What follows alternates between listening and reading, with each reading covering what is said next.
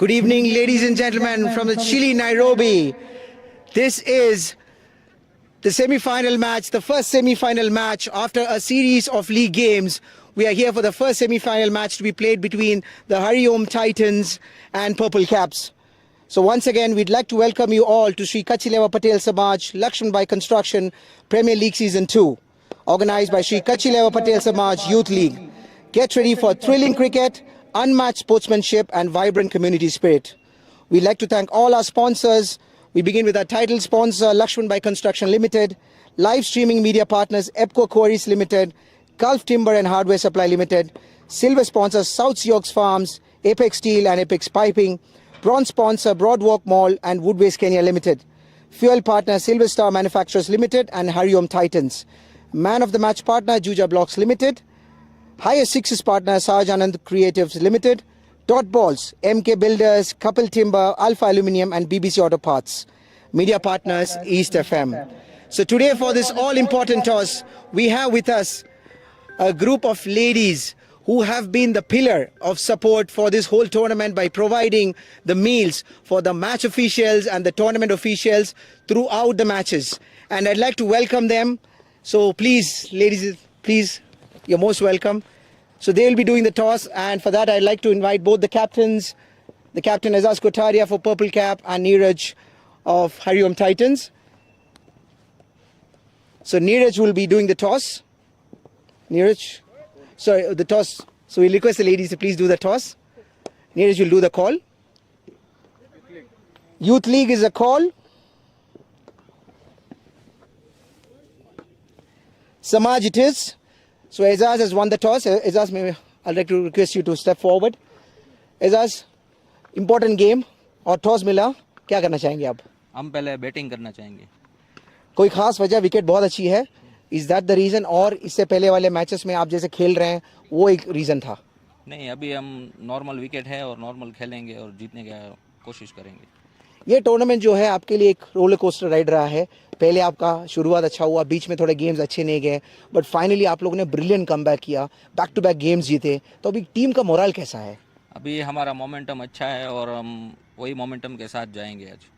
और आज इस गेम में कोई चेंजेस किया है इस गेम को नजर रखते हुए? नहीं, same team. Okay, wishing you all the best. I like to welcome now Neeraj of HARIOM Titans. Neeraj, the toss didn't go your way, but what would you like to do?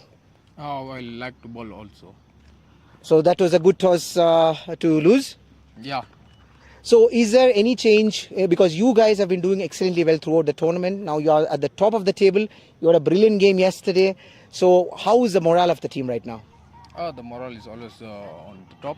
So we are just going to play basic cricket and try to win this match. So is it the same team that you would like to continue, or is there any changes? No, there's no change. Just the same team. So wish you good luck. And that's the news from the center. Purple Cap have won the toss and they have decided to bat first.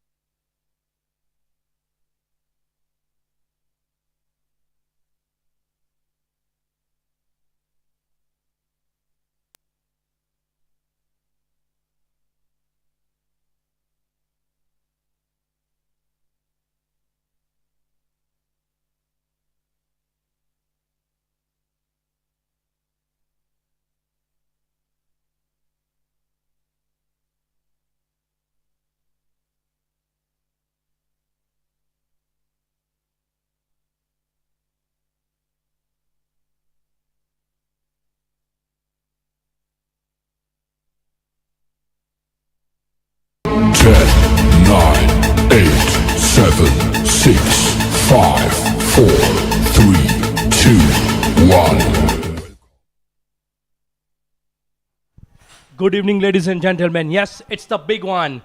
It's semi-final one here between the Purple Caps and the HARIOM Titans. HARIOM Titans are on a winning streak of 5 in a row. And while on the other hand, Purple Caps, who won with the narrowest of margin 3 days ago and are here taking up on the roller of HARIOM Titans. And as we see, there's been an early signal sent straight to the third umpire. And in Combox, joining me is yours truly, Prashad. Welcome back once again. Thank you, Mitesh. Yes, as you rightly said, big game in progress. After a series of league games, we are here for the first semi-finals between the team who has topped the chart, HARIOM Titans, along with team number 4, Purple Cap. The news from the center, of course, is Purple Cap won the toss, an all-important toss, and decided to bat first. They wanted to put a score on the board which they were confident to defend, as per the captain, Ezaz Kotaria and Nirav. In the meanwhile, there's a decision pending here, and the umpire signals it's at out. That is a wicket of the first delivery, and this seems to be an unfortunate incident unfolding here. And which wicket is that? That's the wicket.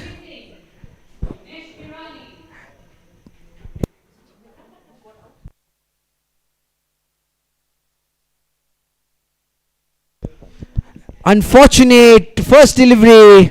Jignesh has to walk back, a long walk back. Very unfortunate. A lot of hopes would have been shattered, unfortunately, but that's how the game of cricket is. First delivery, but this is a dramatic start, Mitesh, to a game which also promises to be a dramatic one. Look, already you can see the captain there not happy with the proceedings so far. He's not the one who called for the run. Jignesh Hirani unfortunately was running on the danger end. There was no signal there.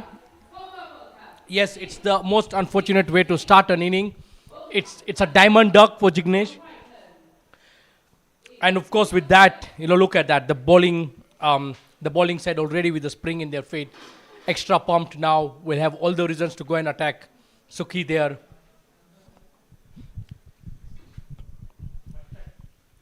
So Prashad, look, one team coming off 5 wins on the trot. They played yesterday. On the other hand, Purple Caps had a 3 days rest, having won the previous game with just a single run margin. How is it going to be played out here? Because here is one team who's not had a full day to rest. They have the winning momentum on their side. On the other side, Purple Cap have had a good rest. How do you see the two scenarios? I think both the teams are equally equipped, because remember, they both are coming from a regular season of cricket that they've been playing, so they're used to this kind of a workload, and they have actually played enough cricket to adjust their schedules to such workload. But interestingly, this time HARIOM Titans have gotten their ace bowler Peter Koech back. He was missing in action yesterday. Peter comes back in, and we've also seen, I was also equally happy, or rather it was pleasant to see the way the Purple Caps have come back. I mean, they didn't have a great start towards the beginning of the tournament, throughout the tournament in bowling, but what was missing was those runs which was expected from his bat, which started coming in, and that gave in much more impetus. And to add up, Sukhdeep Singh, who you see on screen, has also been a great revelation for the team, who came back after serving the national duty. So this looks like a belter of a game, and I'm sure that the crowd and the fans, everyone will enjoy.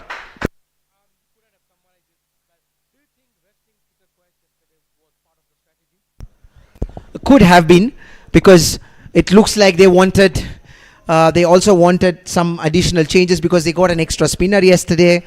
Could be the way they wanted to play against the Nairobi Capitals, and also it was maybe on another note, they could have also been trying someone else, because they were already through to the semi-finals. They didn't have any pressure at all in that game. The entire pressure was on Nairobi Capitals, so they wanted to maybe give an opportunity to another player and see if that person can actually come good for the knockouts. Losing an early wicket never helps you, especially when you won the toss, gone out to opt to bat first. In a pressure situation, pressure game, you win, you lose, you're out. Any change of how they will approach these two very well experienced batsmen for the Purple Cap We know they have done it in the past. They are capable of the long innings. That brings end to the first over, a very successful one for the HARIOM Titans, conceding just one, but most importantly, picking up that wicket. Absolutely.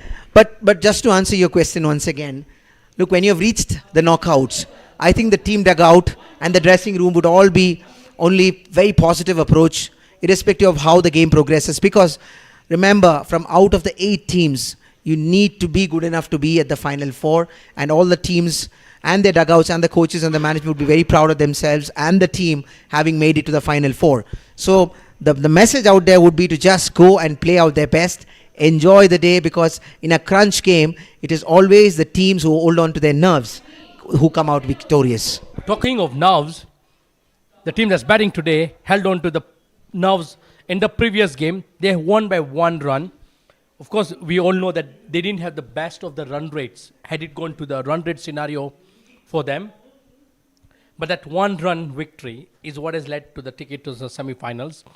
And yes, I am also of the opinion that however you performed during your league stages, what is more important and more crucial is how you perform on this semi-final day, because I feel this is a different pressure altogether. It's a different scenario. Yes, forms coming in does help you personally and an individual, but it's a different pressure when you're playing a knockout game.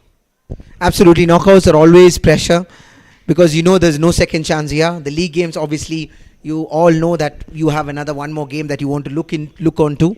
But here, it's basically a knockout. And so far, the team HARIOM Titans have been able to justify the fact that they have, as the captain Neeraj was saying, that he wanted to bowl first, and they're justifying it. The first over, a great one from the experience of Peter Koech, and now the second over from Samar Gajjar. The umpire is possibly telling the bowler that he might be just walking onto the pitch, or there's a call for a new bat. I think or there's a bat change here. Sonu's bat seems to have been broken from the handle. So first 2 balls, Samar has been on the money. The first over, very well delivered by the experience of Peter Koech. And now second over, Samar also, we saw him bowled a brilliant spell yesterday against the Nairobi Capitals. He came in power play, and later on he consolidated his good spell even after the power play. So first 2 balls, we saw that it was both arm balls, bringing it in towards the right-hander, and this is much expected of a left-arm spinner who comes in to bowl during the power play, because you're not going to be getting a lot of reps, you're not going to be getting a lot of turn. So most of the left-arm spinners would like to use an arm ball, and this is where the right-handed batsmen have to be much more watchful. Bat change has been done. We resume back.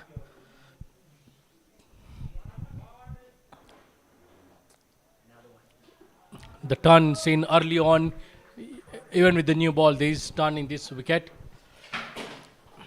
It's a different wicket from yesterday.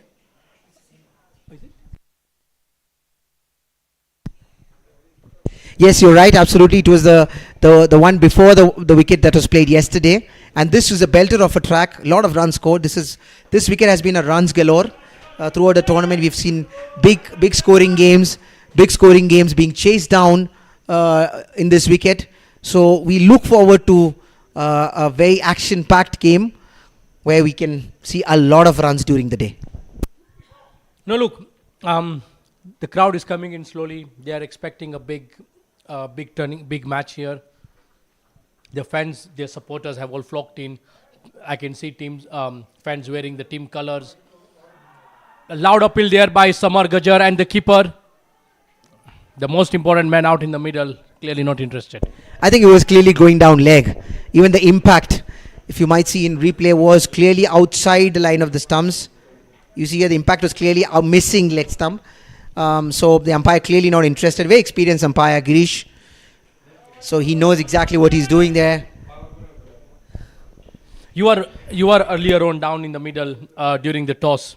What was the reaction of both the captains in terms of opting? Like, for example, Azaz won the toss.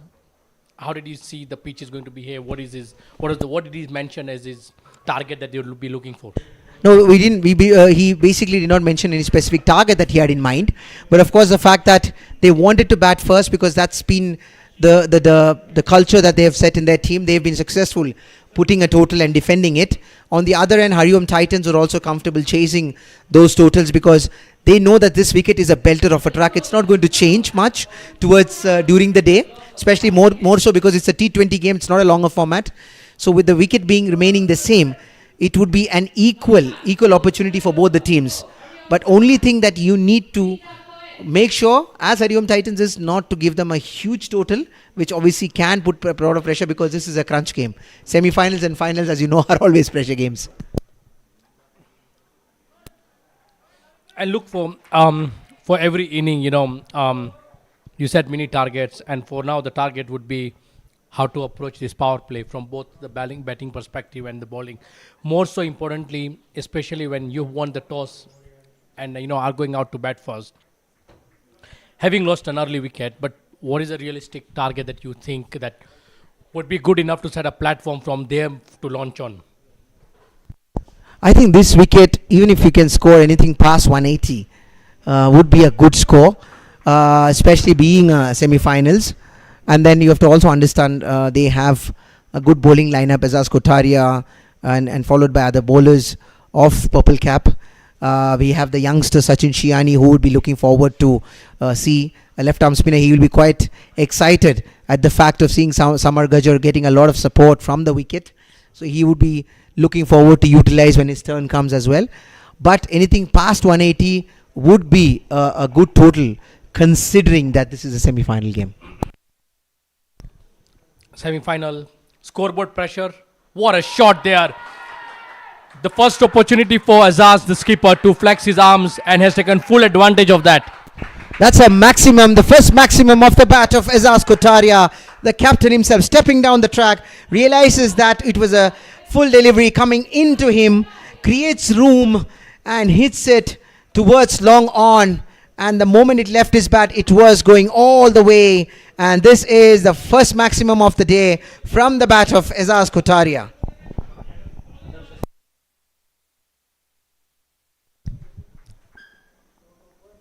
Yeah, Azaz, I think, had seen enough. Had gone 5 deliveries without scoring a run, and it was enough for him then. Look at that. Now he's back into his rhythm, and that spears the gap between point and cover. Will race down to the boundary. One of the most beautiful shot, and personal, my favorite is the cut shot coming in, hitting it between the two fielders. What a beautiful sight to see. As if he's just measured the distance between those two fielders. The moment it left his bat, it was sailing all the way. This is a lightning quick outfield at the Sri Kachileva Patel Samaj Stadium. And the ball was flying and it went past the rope for yet another boundary. This over, Mitesh, Azaz looking dangerous. Yeah, look, I think he realized the importance of, just trying to settle himself down after the loss of an early wicket, especially when it was a run-out call, I know as a batsman, when you're in the middle, you might feel the guilt that the run-out was cause of you. So maybe that was a bit of a conundrum he went into thought process. We've now seen him, he's back to the Azaz that we have all seen this tournament so far. That was just quite unfortunate that his fellow partner had to hold on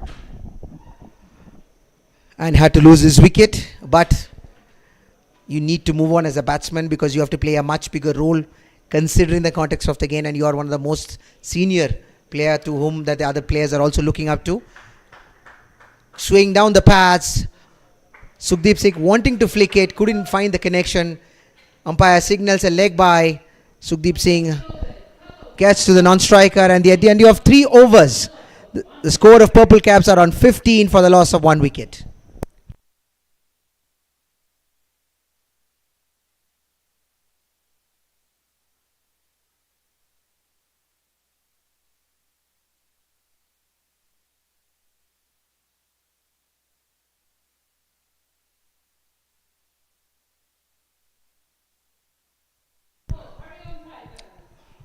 Samar Gajjar will continue from the school end. 15 for 1. It's been a slow start for the Purple Cap.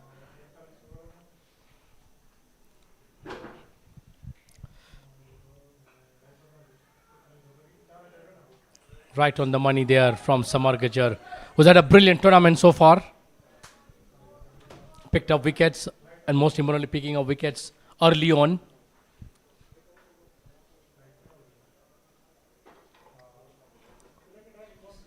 Some change in field there.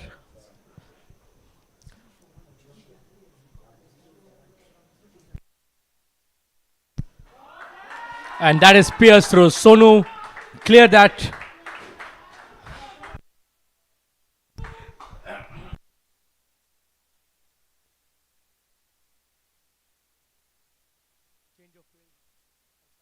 On. Now it's the boundary rider is at the long off region.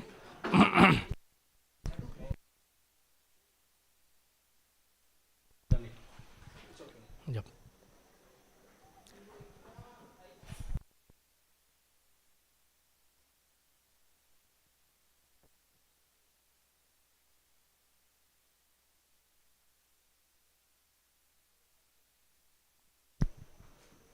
Oh, loud appeal there. If the umpire has raised his finger, no hesitation there. Look, plumb front of the wicket there.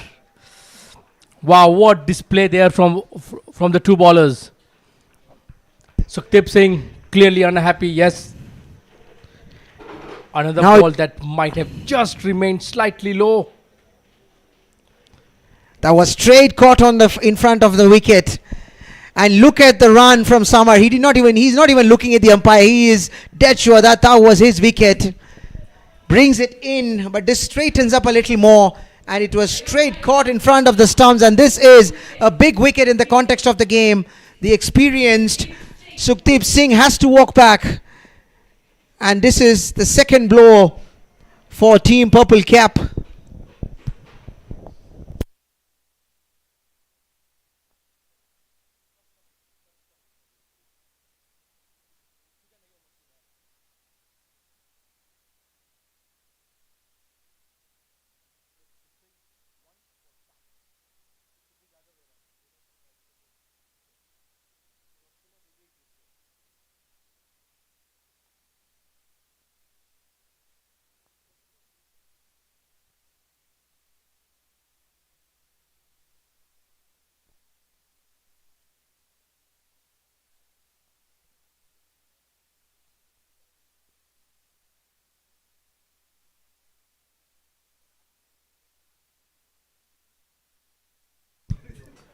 Nilakash Tambe walking out in the middle.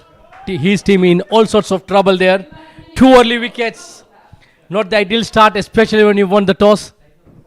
No, absolutely. They'll not be very happy with the way they are batting so far. But on the other hand, HARIOM Titans continuing the momentum that they've had in the previous games. Summer bringing it back again. Very consistent. Second over so far, only conceding 5 runs. And look at the extra bounce there. This has surprised everyone. Even the keeper surprised. That was a lot of extra bounce. I think he brought it a little bit of extra effort on that ball. Coming on the seam. It would be interesting to see a replay if we can have one. Coming onto the seam and getting that extra bounce. And as I rightly said, this was from the school end. Yes. There you go. You look at this. That is the extra one. It actually deflected off the hands of Nilakash Tambe. Wow. Taken to him totally by surprise. The first variable bounce we've seen of the game so far. This side has always been supporting with extra bounce, the school end. And this is where the fast bowlers have really utilized them. So I think the fact that he's a left arm spinner, bowling to 2 right-handed batsmen. This was a longer boundary towards the offside. Could be one of the reasons why he's decided to come from the school end, giving a bit of extra bit of comfort of having an extra bowling to an extra to a longer boundary. And especially considering this is a power play where he has only the leverage of 2 fielders outside the circle. Yukarai coming into ball now. So just before the toss, I ended up also doing bowling warm up with Yukarai, and I think he was consistently told by the coach, there is your mark, make sure the ball bounces at the 2-meter length, and it will do the trick from there on. So a lot of last minute efforts were put in by the coach towards youth, especially approaching just before release of the ball and ensuring that he bowls at that 1.5, 2 meter length. Perhaps something that the coach had seen in the pitch, and that's why he's been opted to bowl from the volleyball court end. A lot of decisions that you have to make as a coach, and I think it's very important, especially in this format, that a coach's role, coach and captain always, Mitesh, unlike let's say a football game or any other format, this sport has a lot of importance for a captain and the coach. In the middle, we see that there's an edge there, but surprisingly, there's no slip fielder in place, considering this is the first over of UKRI. But the third man cuts it, but still ends up giving 2 runs to Nilakash Tambe. He would have wanted to have a first slip at least in there, because the ball is still moving. And of course, when the batsman is new, you want to have that option of having your slip fielder there. The ball is doing quite a lot right now in the early stages of this innings. These two batsmen have their work cut out. You know, they need to ensure that the scoreboard keeps ticking. They need to ensure that they don't go so slow at the scoring rate. It hasn't been the fastest start that they would have hoped for. It's just scoring at 5 and over so far. A realistic target maybe from here on till the power play would at least be anything above 40 runs from here on. And of course, they wouldn't want to lose any more wickets. Captain Azaz back on strike. Over the cover, yes. Lofted through. Easy pickings there for the captain. Azaz doing best what he can. Stretches himself, realizes the ball is going away, hits it past the extra cover fielder, and it had 4 runs written all over it the moment it had left his bat. Good extension of his arms, good hand-eye coordination. He realizes the ball is doing quite a bit in terms of going away, and he realized that Yugo was moving away from the right-hander, and he was quick to pounce on to that opportunity. He's looking good on his 16 runs from 10 deliveries. That's it. That's cleared. It's gone through. Azaz has upped the tempo there. He's on the gas now. He likes walking down the track for fast bowlers. Reminds me of Robin Uthappa, who would often walk down the track whenever there's a fast bowler who's bowling. And this time the bottom hand comes into play. He whacks it towards the mid-wicket region. The ball was coming in, and he uses the bottom hand to whip it away towards the mid-wicket, but still gets him 4 runs. It also helps you to unsettle the bowler. You know, the bowler has a preset mind as to where he wants to pitch the delivery. But when you walk up front to him, there's already doubts in his mind as to where he's going to bowl. So 2 things are going to happen. You end up getting a loose delivery, and the fact that right now there is field restriction. Anything above the 30-yard circle, more or less, it is run to the boundary. Yeah, usually as a bowler, you have a tendency to bang it short towards his body, but he realizes that if he misses it slightly by a minimum margin as well, there's no protection, as you rightly said, at the mid-wicket, because both of his 2 other fielders are on this side towards long on and cover point, so you will not have that protection, and you will always end up getting 4 runs. So this is at the end of over number 5. The score moves to 31 for the loss of 2 wickets.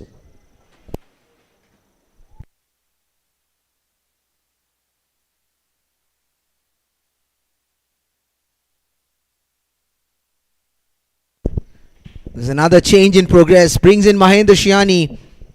He's been an experienced campaigner. He's always come in good for the HARIOM Titans. He's looked good throughout this tournament, picking crucial wickets for Team HARIOM Titans. So this would be interesting contest between Nilakash Tambe and Mahendra Shiani.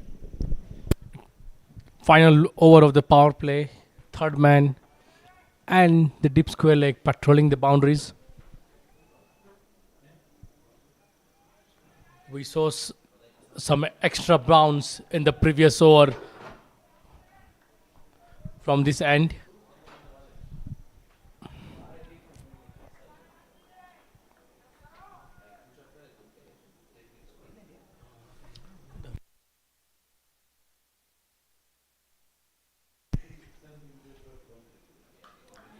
Oh, player coming underneath it. What a catch, he's held on to that. That is for you, the special man, Samar Gajjar, running behind, ensure he doesn't take his eyes off the ball. And look at that. Nil Akash Tambe. This is a brilliant catch, and none other than the Superman himself, Samar Gajjar. He has been having a fantastic day already with the ball and on the field, running behind him. He was running, the ball was behind him, it was high in the air, he had run to behind and then hold on to it still. This is a fantastic catch. It is not easy at all. It was a pull shot, he was not able to connect it. Again, a bit of extra bounce, as I said, from this end, not allowing him to get the distance. And this is a fantastic catch. As you can see, he was running behind, and it is never easy to hold on to a catch like this. And this is a stunner from Samar Gajjar, the Superman. Yeah, I think the extra bounce did to Nilakash Tambe. Just couldn't manage to time that ball well. Not the best of the start that the captain for the Purple Cap would have hoped for, having lost 3 already in the power play. They're struggling and struggling big time. They need a partnership, let alone up the scoring rate. They need a partnership now. It's desperate needs of them. And certainly you're playing against a team like HARIOM Titans, who've been on the money throughout the tournament, Mitesh. Be it batting, fielding, bowling, they've looked like a complete unit, and they've looked like a team to beat. As I mentioned earlier on, just when we got on air, it's a team that's won 5 on the trot. It's a team that's got a juggernaut rolling, and they haven't had the leg of yesterday's game. They've actually carried on to that. They're pumped up, and when you pick up 3 wickets in the power play, the captain couldn't have asked for more than that. I'm sure Neeraj right now is absolutely pumped up with how his fielding team has responded to that task. And as I told you, big games, big players come into action. Mahendra Shiani, a very important player for team HARIOM Titans, coming into the big occasion, first delivery, picks up a wicket. What a start it has been for him, isn't it? Absolutely. Look, power play wickets are definitely going to hurt the batting side. Whichever stage of the tournament you're playing, if you pick up wickets in the power play, it's definitely going to hurt you, and it will hurt you bad. And especially when the toss has not gone in your favor.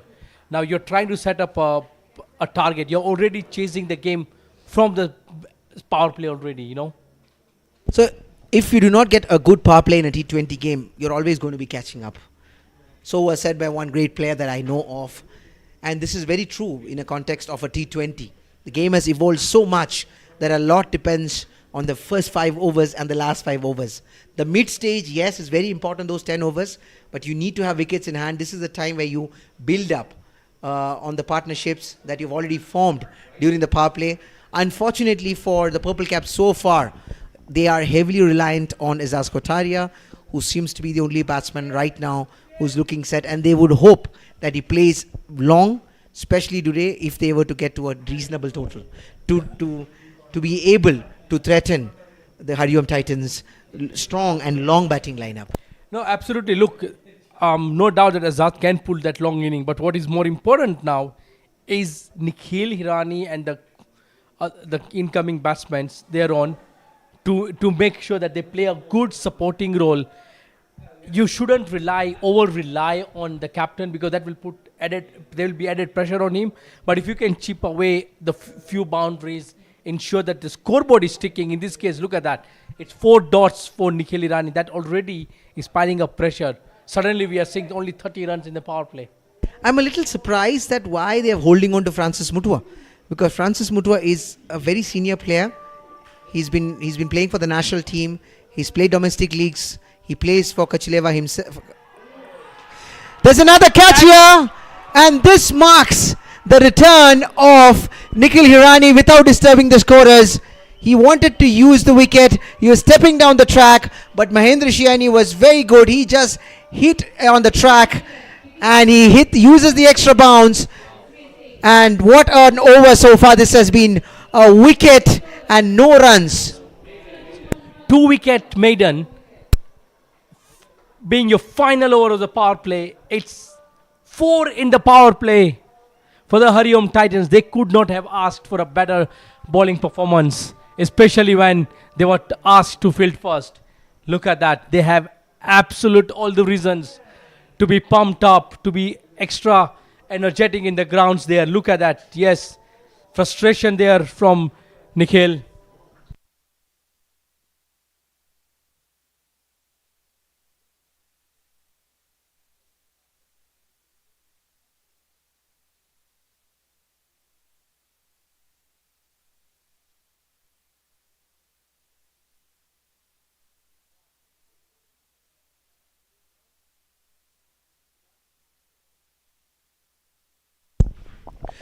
So now this brings in the next batsman. At the end of 6 overs, we are looking at a score of 31 for the loss of 4 wickets. Now the new batsman is Ghanshyam Shiani. He will have a big role to play at this point in time, because right now this is a time that they would expect the partnership to be building on, and whereas for the HARIOM Titans, they would be wanting to get a couple of more wickets to expose the tail. So far the game not shaping up the way it would have expected for Purple Cap, Mitesh.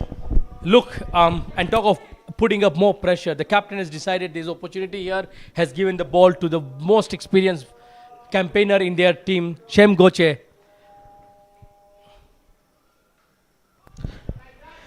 First ball expected, the arm delivery coming in from Shem Goche. Equally up to the mark. Seems like Azaz was already expecting that. Pushes it towards the long on fielder and gets a single. Goes off strike, brings in Ghanshyam Shiani, and he would be facing the experienced Shem Goche. A great evening today, the first semi-finals between the HARIOM Titans and Purple Cap. Look at that turn. Absolute on the money from Shem.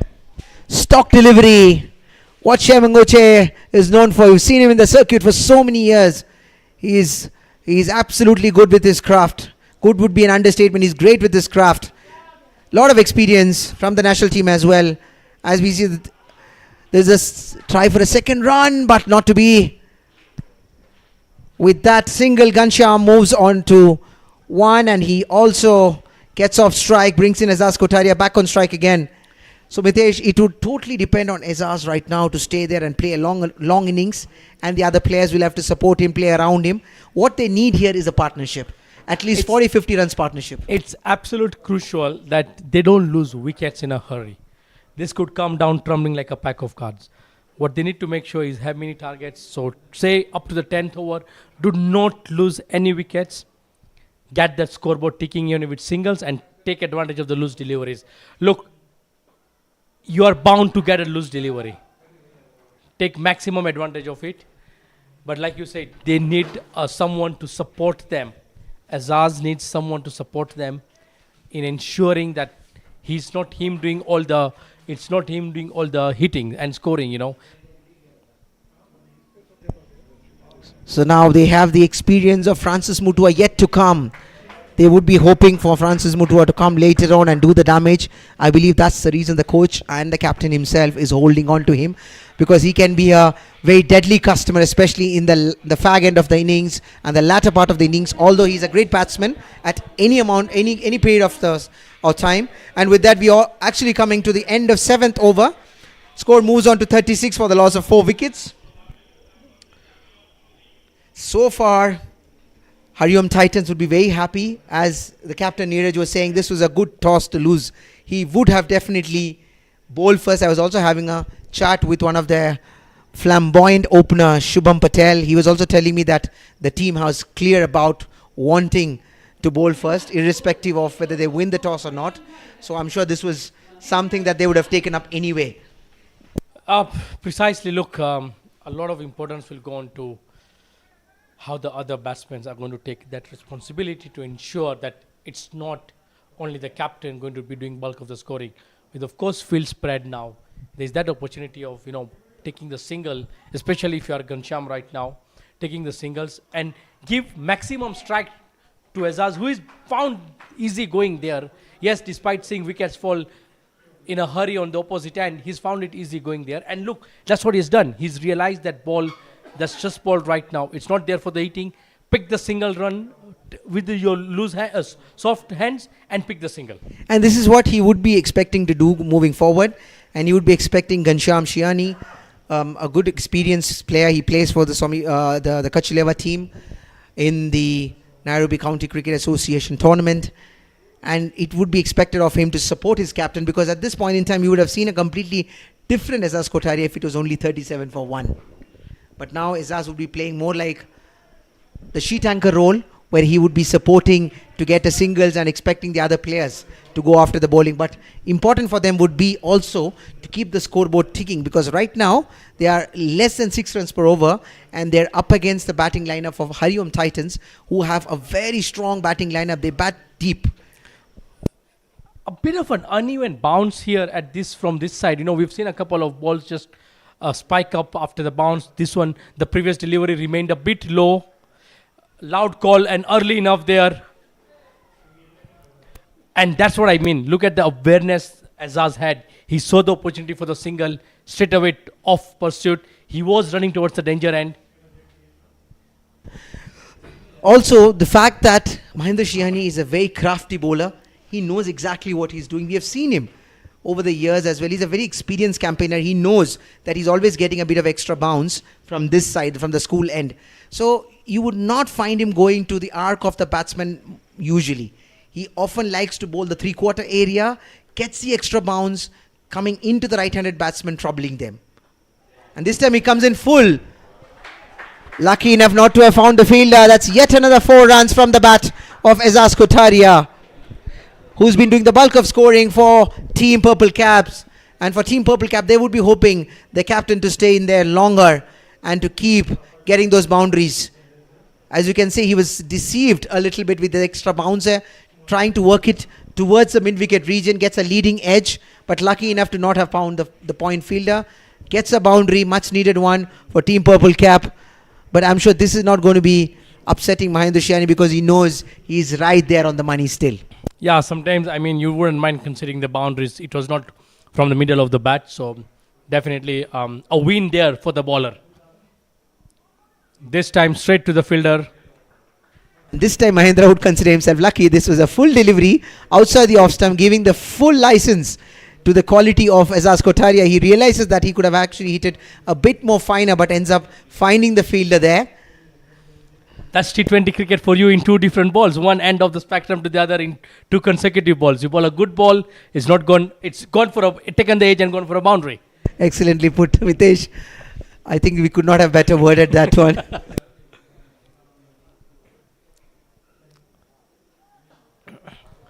Single to end the over after 8.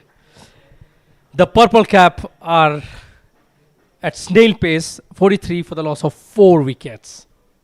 I think in the context of this game, having lost the first 4 wickets, the Purple Cap would be okay to at least move in with 6 to 7 runs per over towards the next 4-5 overs. And then at the 12th or the 13th over, if they have not lost in more wickets, they would definitely now go for the charge. But the key here would be Azaz Kotaria. For me, because he has to play through. He's already got a good start, and I'm sure he's a very experienced campaigner. Back of his mind, he knows exactly what he needs to do. And also the fact that Azaz knows the bowlers who are going to come in would be a great help for him, because he's been playing this tournament for many years now, and he knows these bowlers very well. No, look precisely. But you saw the scoreboard in just a while back. What's really troubled the batting side is the single digits, and the 4 players that have gone sent back have gone out with single digit scoreline. So this was an opportunity here. Azaz Kotaria might have thought of missing out on that. That was an arm ball, missing down leg. He wanted to hit a slow sweep. This time slightly better line from Shemangoche. He's hitting the deck, not giving any room to free his arms for Azaz Kotaria. He's coming in for his next delivery. Balls in the stock delivery. We have just been delivered a special piece here to the comb box. It's a bat of Sukhi here. Look at that. It should be taken to the museum. The way it has been damaged. I wonder what he was doing with that. I think he was done by a bit of an extra bounce from Samar Gajar.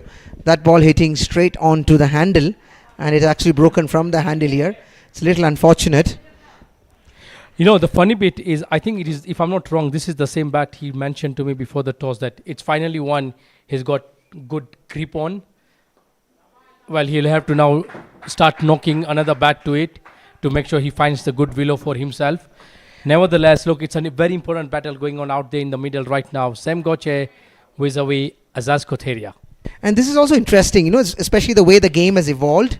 These days you see modern day batsmen having much more lighter bats than the older days, where you would have seen the likes of Sachin Tendulkar almost using 2 kilo bats.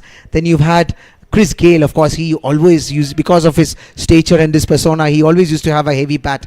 And now you look at modern day, you still have Andre Russell, someone who uses a very heavy bat.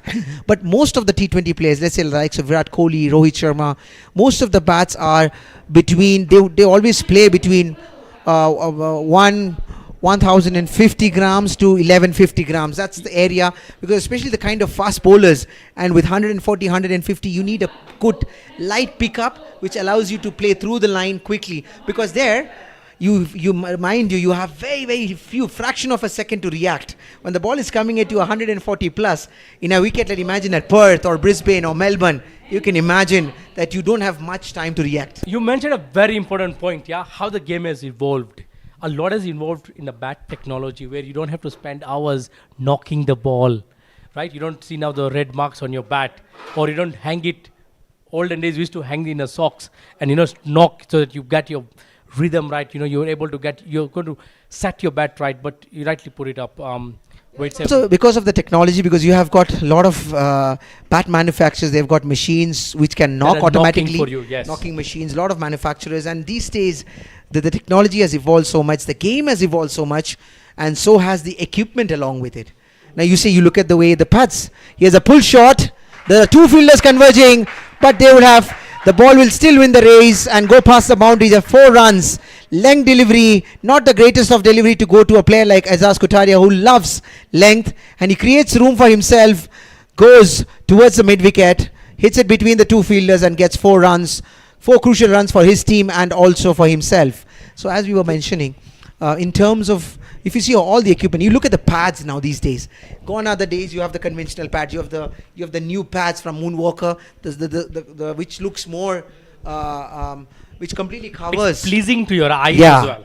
A very unique shape and design, and also very comfortable. I personally use them. It's very nice. And look at the helmets. You look at the Dinesh Karthik helmet, which is much different than the conventional helmet you see. You also see someone like Quinton de Kock. You'd see the pads are so light that they would even cover your trouser. So you'd realize that you'll not even sometimes see that he's wearing keeping pads. And so eventually the game has evolved so much. Now you look at the T10 cricket, even you have the 100 ball cricket which is happening around UK. So it's interesting. So with that, everything about the game has evolved, isn't it, Mitesh? You know, you just mentioned about the 100. So yes, it's actually simultaneously being played right now in London. And you know, they say aging wine tastes much better. Let me not lie. The way Dave Warner is playing in that tournament, he just surpassed into the top 5 of the T20 runs getters. If you look at the list there, it's old age players. Good luck to the youngsters in trying to achieve that big score for them. We are almost approaching the halfway mark of the first innings. 50 runs up on the board right now. This session would belong to, so far this session has belonged to HARIOM Titans. They've notched 4 wickets of purple caps and given away only 51 runs. Their run rate as of now is lingering less than 6 runs per over, which so far the HARIOM Titans would be very pleased with the effort they're doing. But it is always, we say, it doesn't matter how you start, it always matters how you finish. So no, absolutely. And then also look, there's been a small partnership that's been forming. It's 20 runs already for this pair. But I'd like to reiterate this more. Ghanshyam Shiani needs to come into the party. He needs to ensure that he puts away those loose deliveries. He needs to make sure he also aids in the scoring, quick scoring of the day. He's already struggling right now. He's played 8 deliveries just for 4 runs. But I think this is the way Ghani plays. I mean, he's shortly called as Ghani. So Ghanshyam Jiani, mostly as we have seen him in the league as well, he is one player who keeps himself busy. Yeah, he might not take up a lot of deliveries, but he keeps himself busy with the singles and doubles, and he keeps his partner also busy. And this is what maybe his team is also expected of him to do, because they want Azaz Kotaria to get in the line strike. He should be getting the maximum number of deliveries to face, because that is in the best interest of Purple Cap at this point in time. Strategic timeout. We'll see you in a while.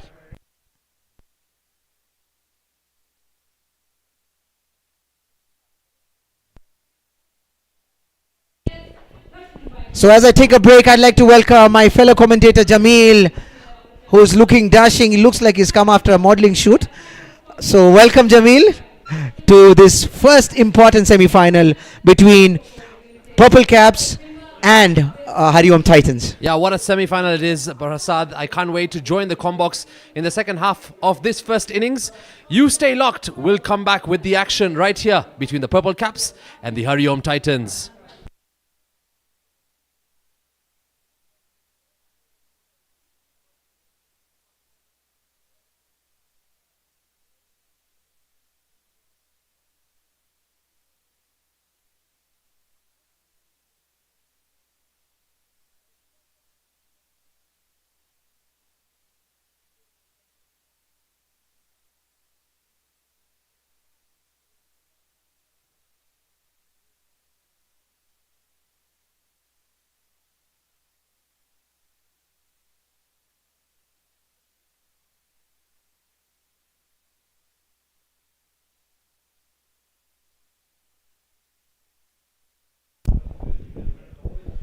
It's 53 for the loss of 4. Ghanshyam Shiani and Azaz Kotaria out there in the middle. Some sort of a restructure going on of the innings there after losing 4 quick wickets in the power play. Good environment in the Combox, the production team. Everyone is super busy.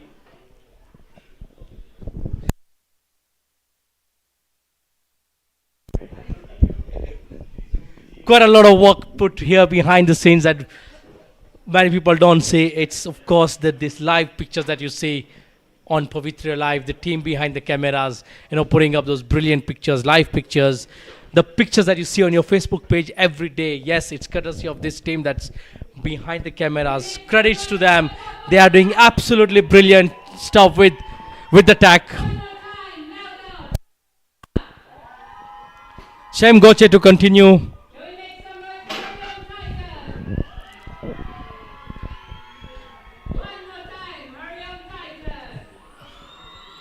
Shem Goche to bowl the third from the volleyball court end.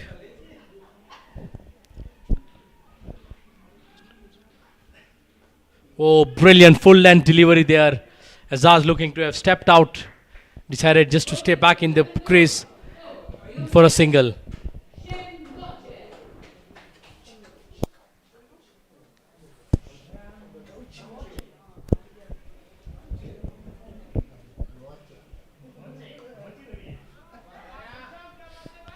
Easy pinking there for Ghanshyam, and that's what I think he needs to be doing right now with the captain out there in front. So playing well so far, 38 of 28.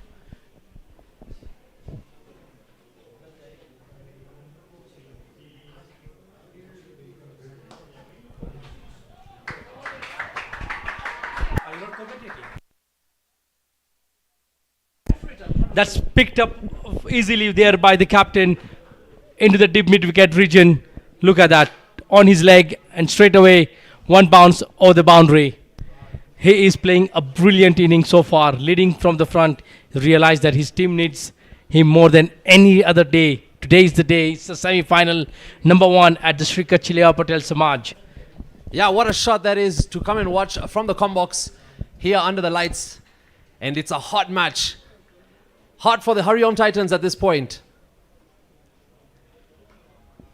Crunch down the ground, we'll find the fielder. This is what the HARIOM Titans have been doing all night. He's been limiting the Purple Cap to finding the fence despite Azaz Kotaria out there in the middle. But it's been one of those games where they've picked up from where they left off last night. Yeah, precisely. I think they had a brilliant performance yesterday, and like you rightly mentioned, they've won 5 on the trot. They're looking to add the 6th one to book the ticket to the grand finale on Friday. Yeah, and what a grand finale it will be here at the Sri Kachileva Patel Samaj Nairobi Lakshman Bai Construction Premier League. We're now coming to the close of the tournament, but it's these 2 matches that we have to wait and watch. Tomorrow we have yet another semi-final. Shem Goche doing a fantastic job in this particular innings. He wraps up his 3rd, conceding only 17 runs. Right now, the Purple Caps are sitting on 62 for the loss of 4 after 11.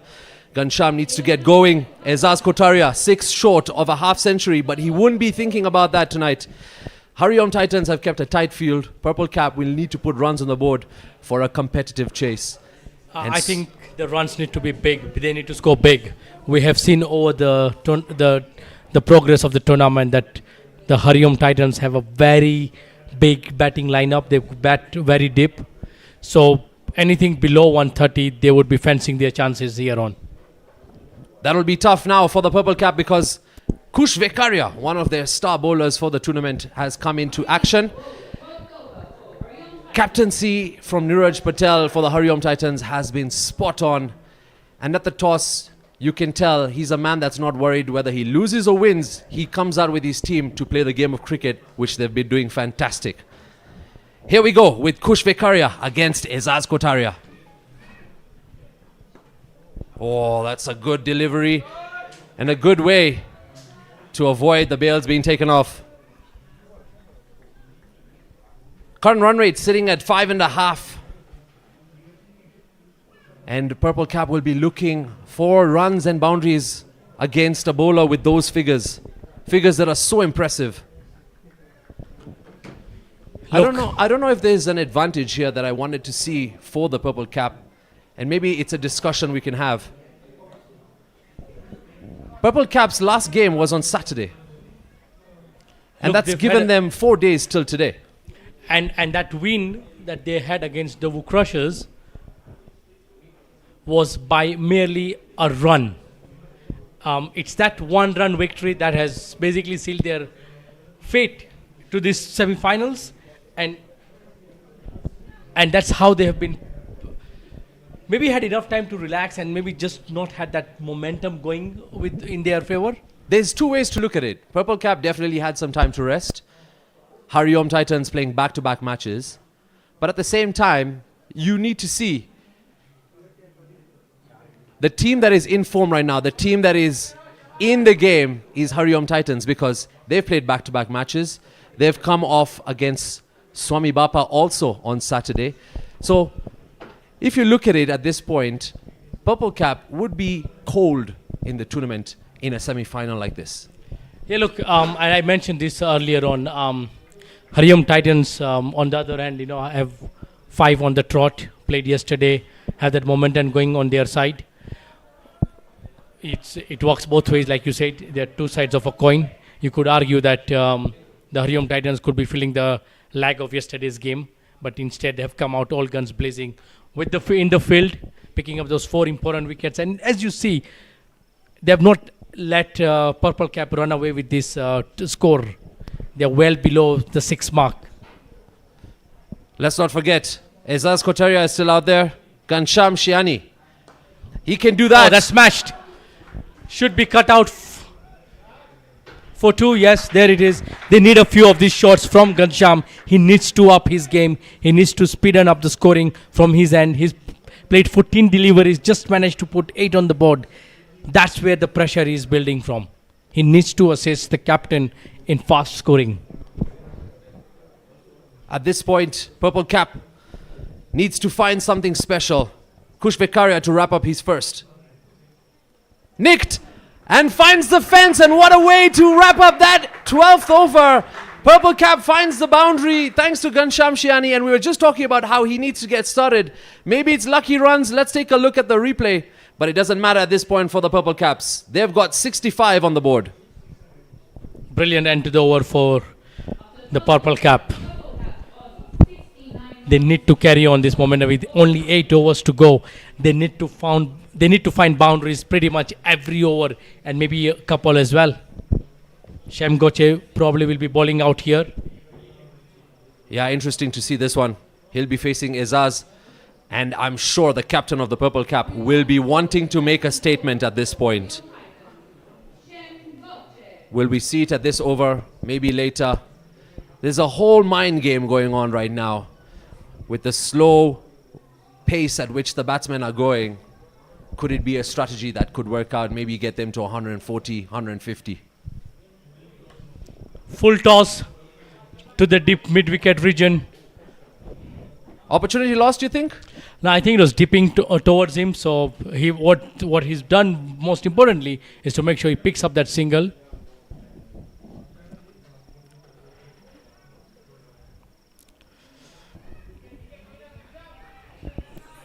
Yeah. Shams Yani once again failing to put bat on ball.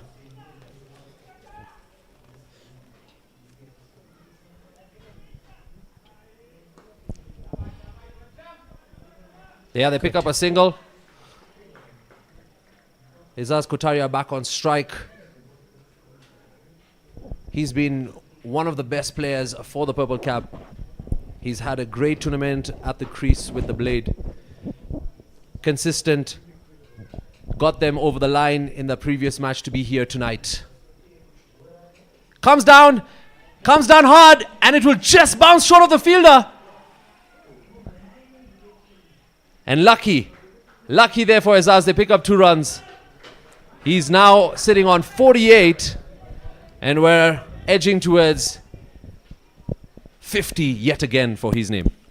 I think most importantly is for him to ensure he stays there full length, full innings. That projected score of 115 is not going to be anything good. But if he's there till the last ball, I believe he has the ability to push it up to close to 140. I feel that's still below par, but it's something that will give the bowlers to come back and bowl again. We resume back, just 2 runs confirmed there by the third umpire.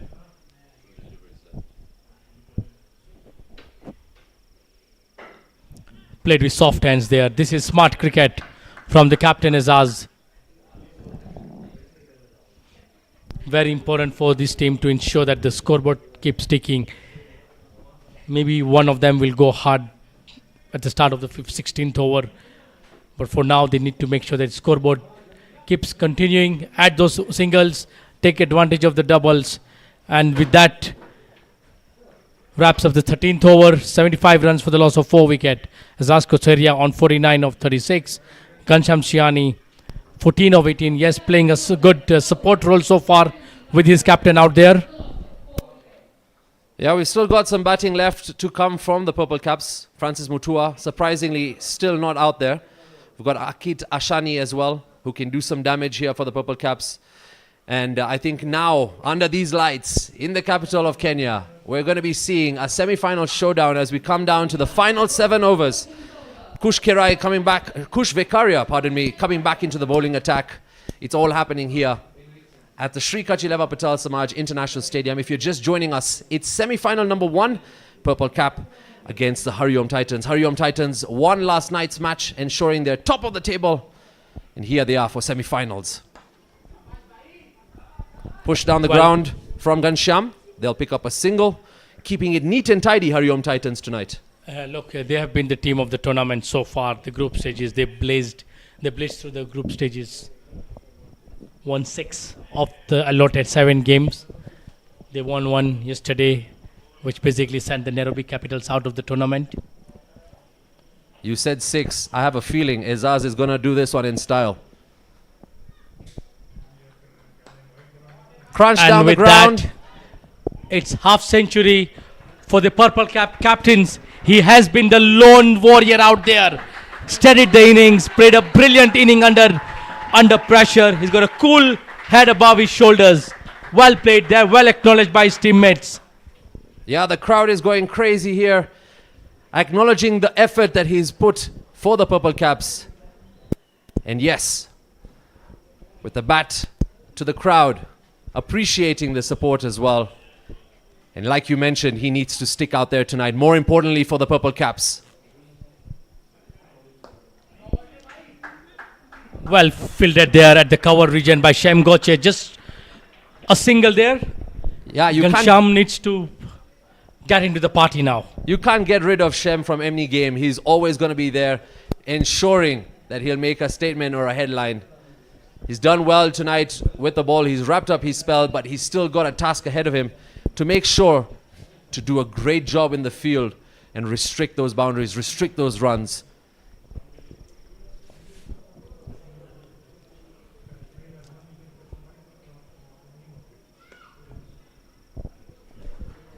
Purple Caps definitely need some upping of the tempo from the bat of Ghanshyam. He needs to come to the party. He needs to just up his strike rate.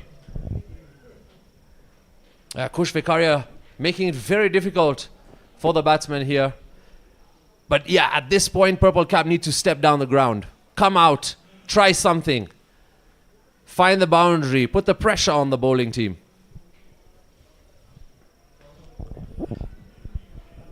Yeah, comes off the edge, through his legs, and they'll pick up a single. Mitesh Sangani had one of those overs earlier in this innings where it just said wicket, 4 dots, wicket, and all I had to say was wow. Yeah, it was one of those maiden double wickets we've seen this so far in this tournament. There you see on the score Mahendra Shiani picking up those 2 wickets, which was a double maiden wicket. Yeah, not the first we've seen at the tournament, and that's the kind of quality you can get here at the Sri Kachileva Patel Samaj Lakshman Bai Construction Premier League. It's all happening here under the lights in Nairobi West. Tomorrow, don't forget, semi-final number 2. The Mahadev Strikers will be facing the one and the only Palora Dragons. those in pink and those in green. I was thinking about the ball and you're telling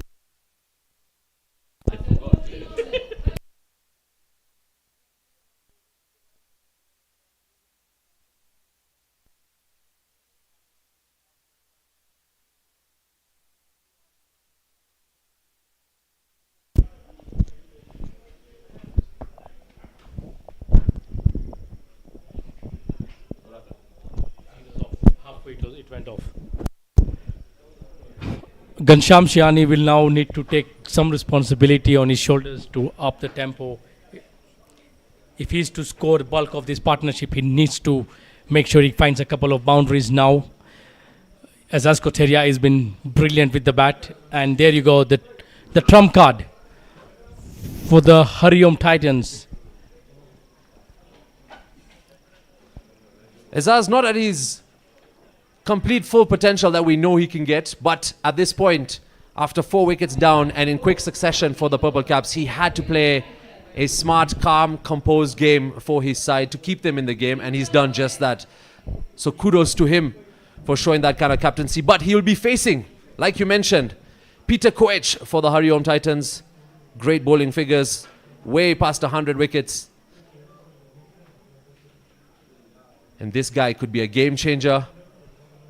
Or will Azaz Kotaria turn out to be the man on top? Going to be an interesting battle there. Ooh. Slow delivery there. Ouch. Right into his body. Yes, that hurt him. Ever happened to you there in the middle? Well, it's happened a couple of times, but not at that pace. Maybe a bit less. Yes, doctors called in straight away. Need to rub some magic spray. The captain needs to get on fit. Yeah, it's good to see him back on his feet. It's just the impact that stings. And he sends them back. He said, okay, let's go. Here's a surprising bit. Captain Azaz got injured. No medics required. We've had medics required for someone else. He had a magic spray put right now. What a strong warrior we have on your screen for the Purple Caps. He's got his half century here tonight. He's not got the scoreboard ticking for his team. But he's going to come back against Peter Koech for that painful first delivery. He has got the scoreboard ticking for his team. He's 53 of 40. That's an individual score. For his team, he needs to get it to 100. And this is the kind of over where he needs to capitalize on. Find the boundary more. take the game back to Peter Koech for that first delivery. Where's the fire, Azaz? Well balled there by Peter. He knows he would be taken away if he misses the length slight, but ensure that he's spot on. Look at this field spread for Azaz Kotaria. He's deep mid wicket, deep square leg, deep long on. There is the long off as well. That's the fielders patrolling the boundary.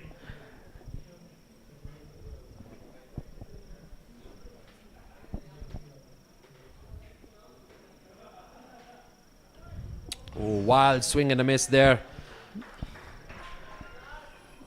Good bounce on it from Peter Koech as well. He's got 3 dots to start this one. And remember, every dot at this tournament is a tree planted. And what a great initiative it is from the Sri Kachileva Patel Samaj community and committee. So kudos to the bowlers for planting trees. And a great initiative for a tournament all round. Yeah, already pressure being piled up by Koech there. Look at that. Change in pace there has deceived the batsman. Slow bouncer, very difficult to read it. 4 dots, 4 consecutive dots. Dots are gold in T20.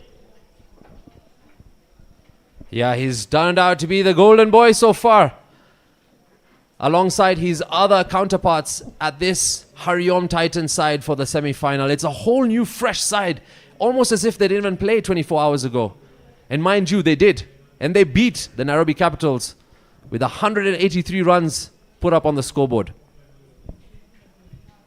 This time crunched down the ground, over the bowler's head. Fielders there to pick it up. They'll just get a single. Just a single of the 15th. Good gesture there, both between the bowler and the batsman. One appreciating the craft of the other. And also saying, Pole sana for that one. I know it was painful. I didn't intend to. Or maybe I just did. This battle was anticlimactic. I hoped for something more fire. Turns out Peter Koech won. Azaz Kotaria 0 at this point.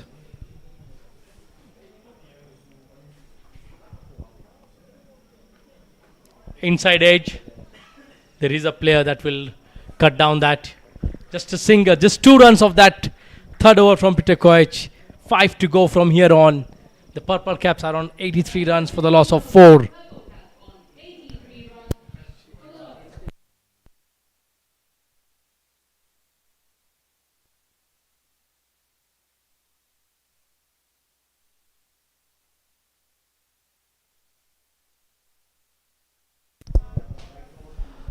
So that's the summary so far after 15 overs of the first innings.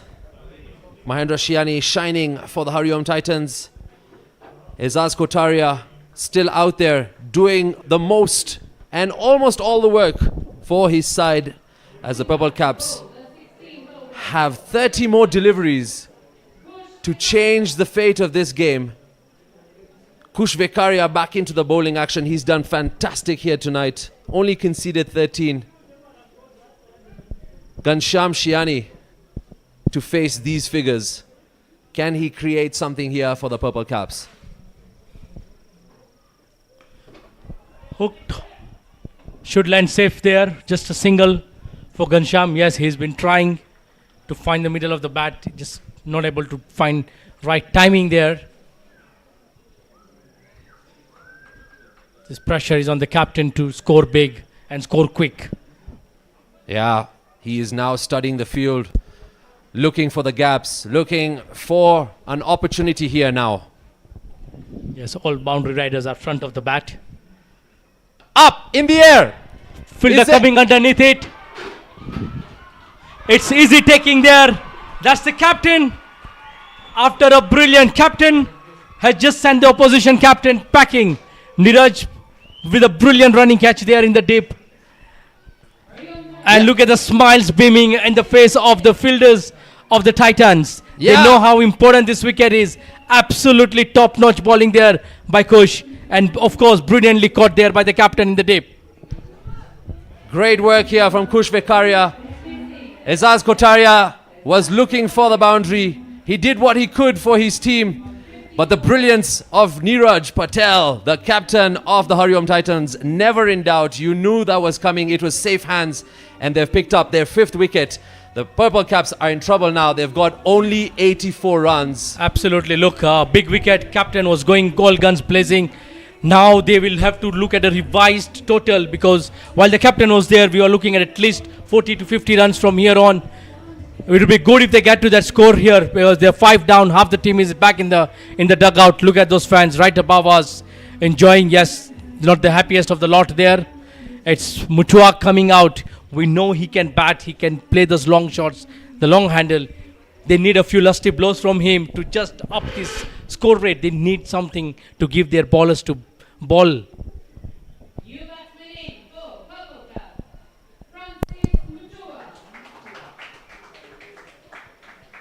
That was in the night sky for some time. And there you could see the cheerleaders also happy with that one.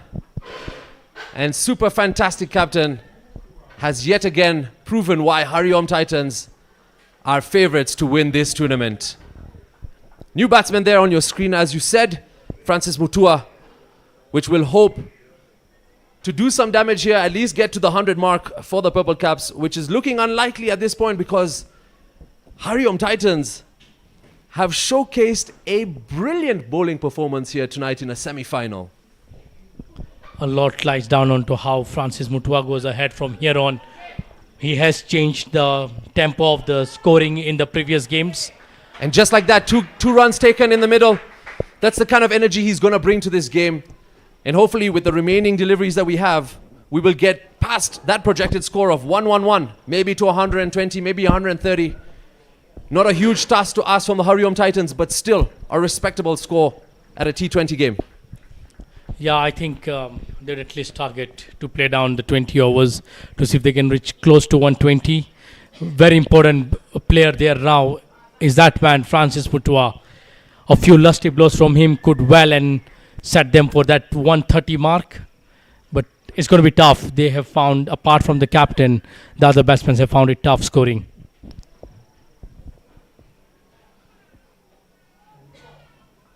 It's not just happened for them.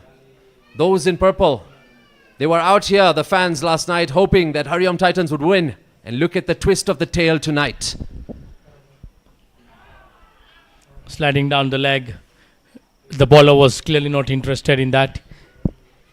Nevertheless, that's been a brilliant over so far, just conceding 3 runs there. Yeah, and he's picked up his wicket, Kush Vekaria, like he has done at every game here at the HARIOM Titans. Crucial, key, important wickets. Imagine you have Azaz Kotaria cancelled off the list thanks to your bowling. And that too caught by the captain in the deep. Final ball of the 16th coming up. Ghanshyam once again moves away, tries to find the gap. Just hasn't managed to get this innings going. He struggled there. 18 runs of 24 deliveries. After 16 overs, Purple Caps are on 87 for the loss of 5. HARIOM Titans with smiles in the crowd as they know that this team is leading towards the final if they continue to perform like this. Fans all around the ground. Even the young Totos are here to witness scintillating cricket here under the lights. And you can come and join us too, by the way. There's snacks, hot food, hot tea, coffee, and lots of cricketing action lined up for you, including the fans from both sides, Purple Caps and the HARIOM Titans. And it was interesting to see yesterday that if Nairobi Capitals won, they would secure a spot and remove Purple Cap.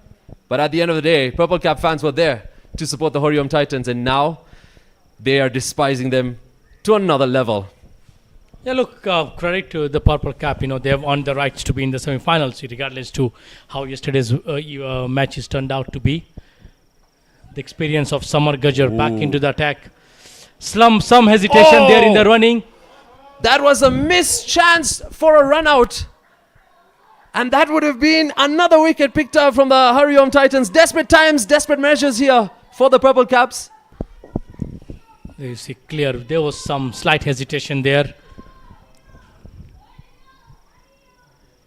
Steps out and taken. He's gone. He's sent back packing to the pavilion. And just like you thought, Purple Caps have lost another wicket here. The inning that's just not kept going for Ghanshyam has eventually come to an end. 6 down are the Purple Caps. They are struggling. This batting lineup has struggled, bar the skipper. Every other batsman that has walked in has found it difficult going. He has just not been able to find the middle of the bat throughout the whole inning of the 24 deliveries that he's faced. Look at that, Samar Gajar once again showing us why he has been that top player this season, picking up his 2nd wicket. Yeah, the party is happening now for the HARIOM Titans. The music is out, the fans are out, and the team puts their hands together in cheer, knowing that they've done a fantastic job. It's all smiles round the ground, and the HARIOM Titans are definitely marching on with this particular game. Ankita Shani in as the next batsman to go alongside Francis Mutua. Yeah, we've seen him do some damage. A little too late now for the Purple Caps. Anything from here will be consolation.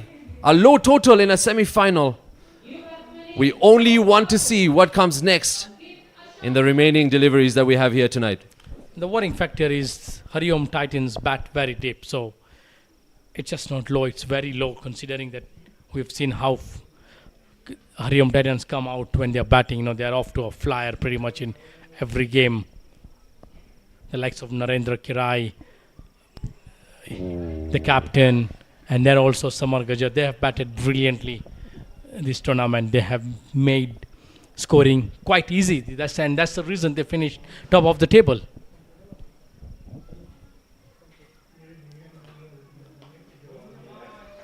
Down the ground, Ankita Sani off the mark. Yeah, Samar Gajar is the kind of all-rounder you'd want in your team for sure. Already picked up 2 wickets here, conceding only 7. Man of the match performance so far. Oh, he's done that 3 times today. Wild swing and a miss there. Nowhere near the ball was Francis Mutua.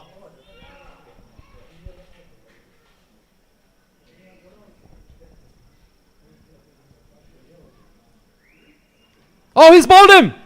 He's taken the bails off. And he's got 2 in the over. This time, Francis Mutua edges it off the bat and takes off the bails. They've picked up wicket number 7, the HARIOM Titans. Wow, that's a sad end to that inning of Francis. He's coming back, the long walk back to the pavilion, to the dugout. It's all happening right there for the team that finished top of the table. Look at that. Clear frustration for Francis. He knows he's missed out on a short delivery. It was there for the hitting. Samar Gajar got 3 wickets under his name. And take a bow. You've done your team absolutely well. We've got 18 more deliveries to come in this first innings for the semi-final number 1. Purple Caps sitting on 89 for the loss of 7 wickets. Projected score now barely over 100. Are we even going to get there? You can see fans with despair on their face, some with smiles. Depends if you're a HARIOM fan or a Purple Cap. Right now, those in purple need some sparkle, need some special treatment from the middle. Yeah, they need a few boundaries. They need a few lusty blows. I don't know where that is going to come from, but they need a few runs. They can't be coming out to defend a score of 100 runs, and not to this batting lineup that we have seen has been so destructive throughout the tournament are the HARIOM Titans. So we've got a new batsman coming in, Tushar Vagani, alongside Ankita Shani. It's almost as if we're starting a new partnership in the 18th over. Samar Gajar doing fantastic. 3 overs, 3 wickets, only conceding 7 runs.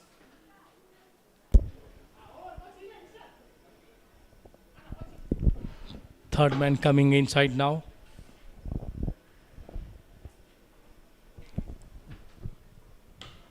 Crunch down the ground. Well fielded there by the captain once again. Yeah, this guy is all over the pitch. And wherever the ball goes towards him, it's almost as if he's magnetic. Can't run away from him. Can't escape him. Safe hands there. Just 91 so far on the score. They need to do something to get at least 120 from here on. Oh, no. In the air. Fielder coming underneath it. It's dropped onto the ground. Luck there, riding for Ankita Sani. Yeah, no, it was poorly judged there by Shem Gochi. I think it's the lights that took it out. It was a skyer here. Was up in the air for some time. 3 fielders were running for the catch. Shem Gochi was closest, but didn't get it right. Good effort though.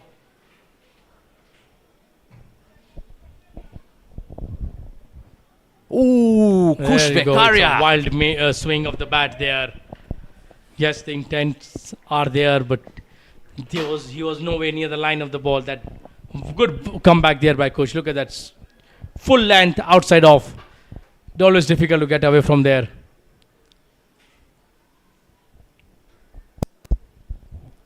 Boundaries have dried up here for the purple cap. Don't remember when. I remember the last one. Hopefully, Ankita Shani can produce something here.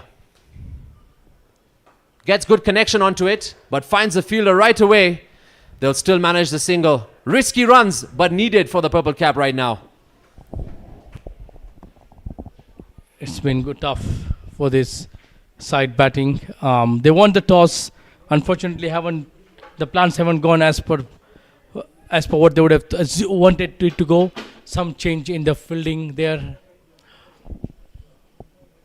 A dip point. Dip mid wicket there. The left-handed Tushar Wagani. Rightfully had the man just go behind at this to the deep mid wicket there.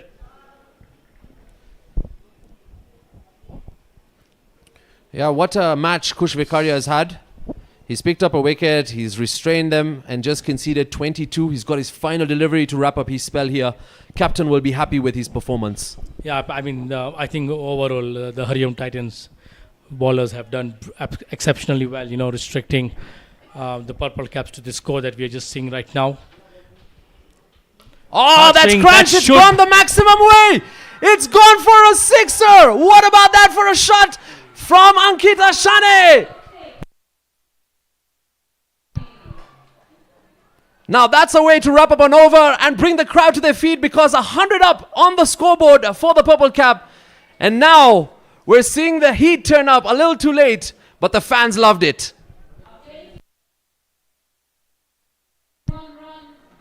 Well timed, well executed, and dispatched towards the school end. How about that for a shot from the purple cap? Watch out, fans. It's going to be raining sixes here.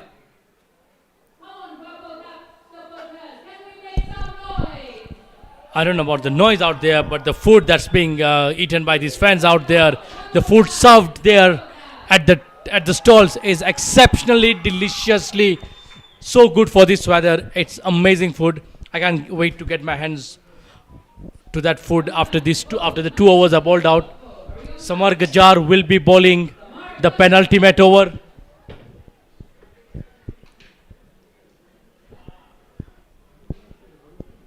Something for the crowd to cheer with that maximum in the previous over, courtesy of Ankita Sani.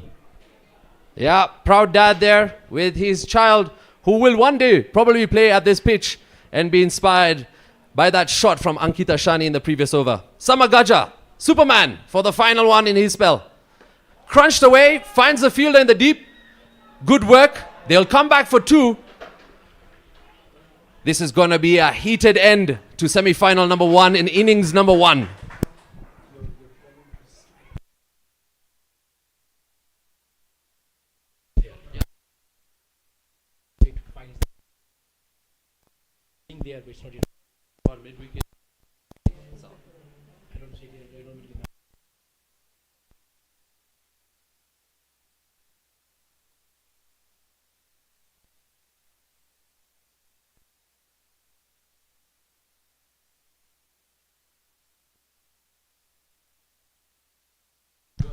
Crunch down the ground. And he will find a gap. No, there's a fielder there to stop it.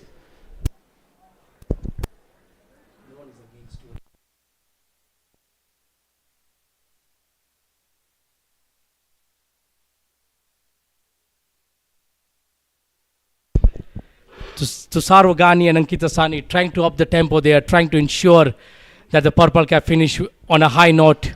Misses the bat, misses the fielder. They will come up for the wides there. Yeah, anything will count at this point. They need it. Purple cap need to get to a score. It's too little too late. But they need to put runs on the board. And at this point, they're sitting at 106 runs after losing 7 of their wickets. Oh.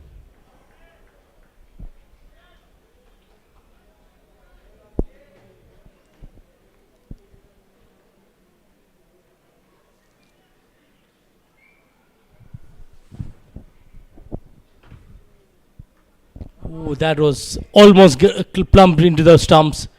Well played late there by Ankita Sani. 115 is the projected. They would want to at least close slightly above the 120 mark. Something for their bowlers to come out and bowl against. Tushar Vagani and Ankita Sani need a few lusty blows off. Once again, the turn bits. Tushar and the keeper not able to hold on to that. Is it Sama Gajar or is it the batsman can't just do anything about it?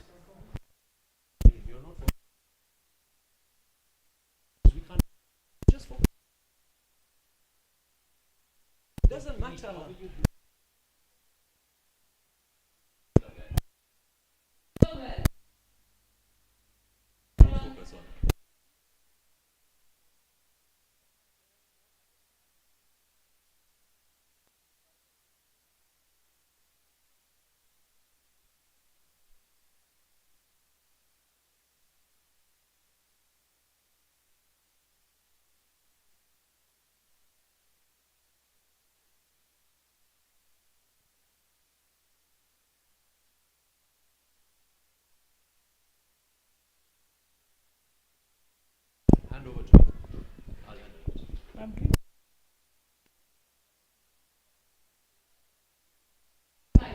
The final over of the innings will be, of course, bowled by Peter Koech. 107 for the loss of 7. Ankita Sani would be trying to see if he can get a couple of boundaries away in this over. Very tough against Peter Koech because those bowling figures tell you in 3 overs he's only conceded 13. And he's got the task to wrap up this first innings. HARIOM Titans will be very confident going into the chase. They need their man to step up here. Crunched away, up in the air, there's a fielder underneath. He's taken him. It's a wicket for Peter Koech in his first delivery of the final over. Samar Gajar, look at that. He's been the man in hot pursuit right now. Everything he touches is turning out to be gold. Brilliant spell of bowling and now can't drop any. Yeah, this is a good delivery as well. Gave Ankita Sani the chance to swing. Doesn't get the right bat onto it. Top of the bat. And there's only one result in a skyer with a field like Niraj Patel and Sama Gajar. Yeah, they've got their top fielders, patrolling the long on and long off boundary. Look at that. Can't blame Ankita Sani. He had to throw everything Look, he at went, it. yeah, he gave his all best. We saw him hit a 6 in the previous over. Fancied his chances there. Hello, fans of HARIOM Titans. Come join us here. We've still got the chase to come next in the second innings. And it's all happening in this particular tournament. The SCLPS Nairobi Lakshman Bai Construction Premier League. And what happy fans have enjoyed cricket for 3 weeks. Oh, absolutely. Look at that. If you see from here, everyone is glued to what's going on right in front of their eyes, Despite it being chilly out there in Nairobi, especially when you're out there in the middle. It's quite chilly. These kids, they are with double layers. Absolutely, yes, they are all enjoying out there. It's a carnival at the Samaj grounds. One thing's missing though, the garam garam chai. Well, will come in the second half of the innings.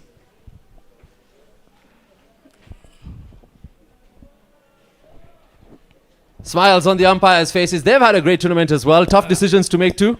Absolutely. Look, and I'm sure they're glad that there is the option of going and reviewing it to the third umpire.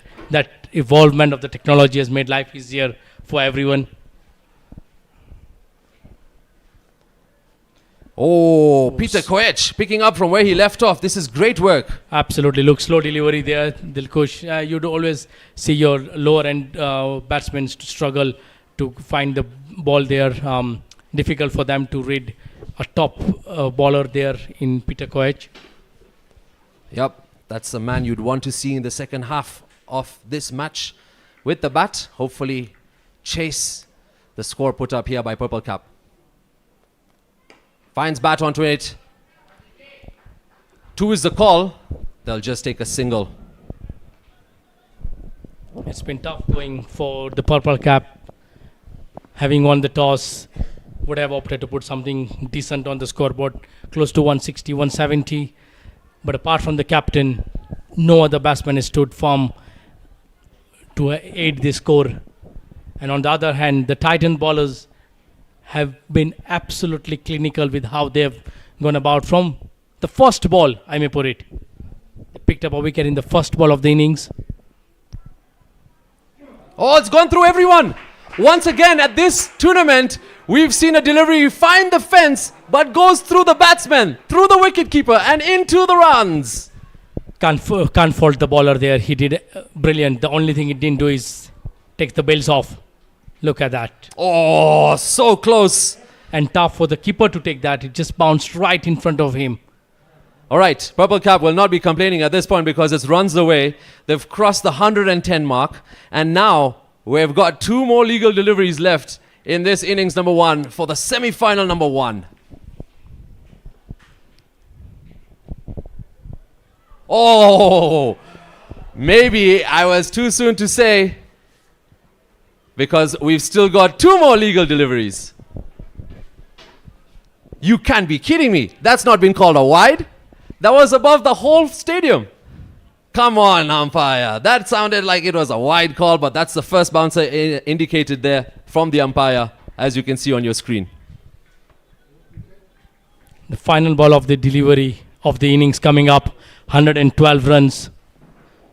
All right, umpire might have to go up and check because from up here, that looked like it was way above the player's head.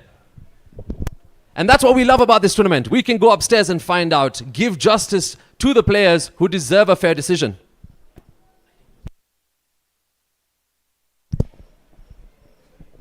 The anxious wait. The additional delivery. Peter Koech doing a fantastic job here tonight for his side. And the umpire here on your screen is waiting for the decision whether the previous delivery was a legal one or was it way over the head. And there's your signal from the umpire. Mitesh, I could tell you from here. Right call there. Forget about the third umpire, the umpire. Right call from the combox. It was above the banners on the stands. Come on, Peter Koech. Yeah, I think that was pretty evident. That was a white ball. Once again, Peter Koech just trying to figure out how his ball, how he's not managed to pick up a wicket there. Yeah, a sinister smile there. And we've still got a final delivery in this dramatic finish in this innings number 1. Wicket, 4 runs, 4 byes that is, a wide, a bouncer, a dot, and now 1 more to go. Final delivery of the first innings of the semi-final number 1. Gets bat onto it. 2 is the call. They're pushing for the second. Oh! Has the bails come off? No, I think they'll be secure with 2, and I'm guessing we're reaching a score of 115 runs from the Purple Cap. You will get the confirmation on your screen. Let's take a look at that final delivery for this innings. Yeah, they had to run for the second run. There was nothing to lose there. That's the best they could do. But yes, brilliant comeback. And look at that. It was a very good pick-up there by Shem Goche. There you see. Good throw there too, but yes, the batsmen were quick enough to have made it to the grounds. 116 is what they are going to be coming out to score. Are the HARIOM Titans to book that tickets to the finals on Friday. Yes, yes, yes. It's all happening here at the SCLPS Nairobi Lakshman Bai Premier League 2025 Season 2. And there you have it. The end of innings number 1. HARIOM Titans require 116 runs in 20 overs against the attack of the Purple Cap, who have just completed their spell here with the bat.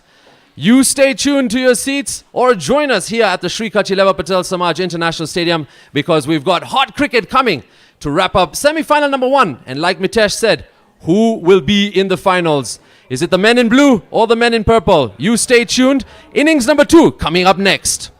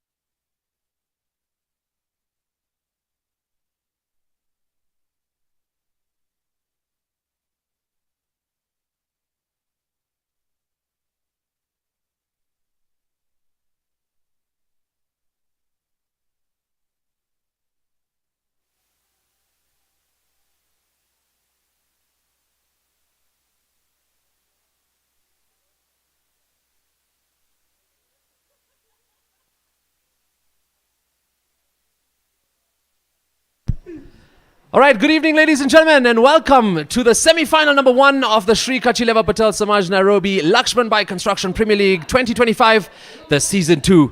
And here we have a match ahead of us that's a curious finish that we're looking forward to.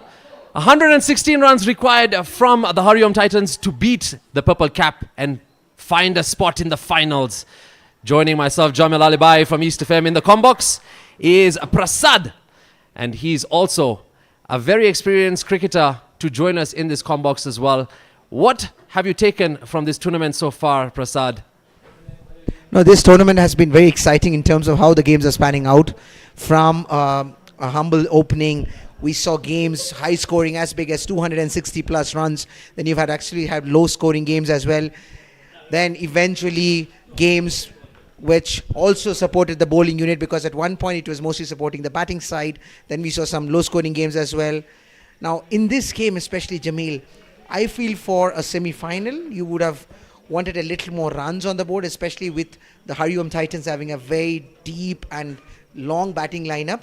What is your intuition telling you? Great start here from Sachin Devji Shiani. It's really tough to say at this point, but like you mentioned, this is a low target for the tournament we've had and for the team you're facing, like HARIOM Titans. It'll be an easy game, and I'll put quotes on that one. But at this point, the bowling attack will have to step up from the purple side. So this is a great move from the team Purple Cap. They realize there's a lot of potential from the young Sachin Shiani, bringing him right up from the first over, because they saw Samar Gajit got a lot of support from the school and bringing him from the school and giving him the protection of an extra boundary. But they have the like of Shubham Patel. There's a catch. Yes, it is. First wicket. That was the first wicket, and precisely what the doctor ordered for the Purple Caps. First wicket, young Sachin Shiani, experience of Shubham Patel.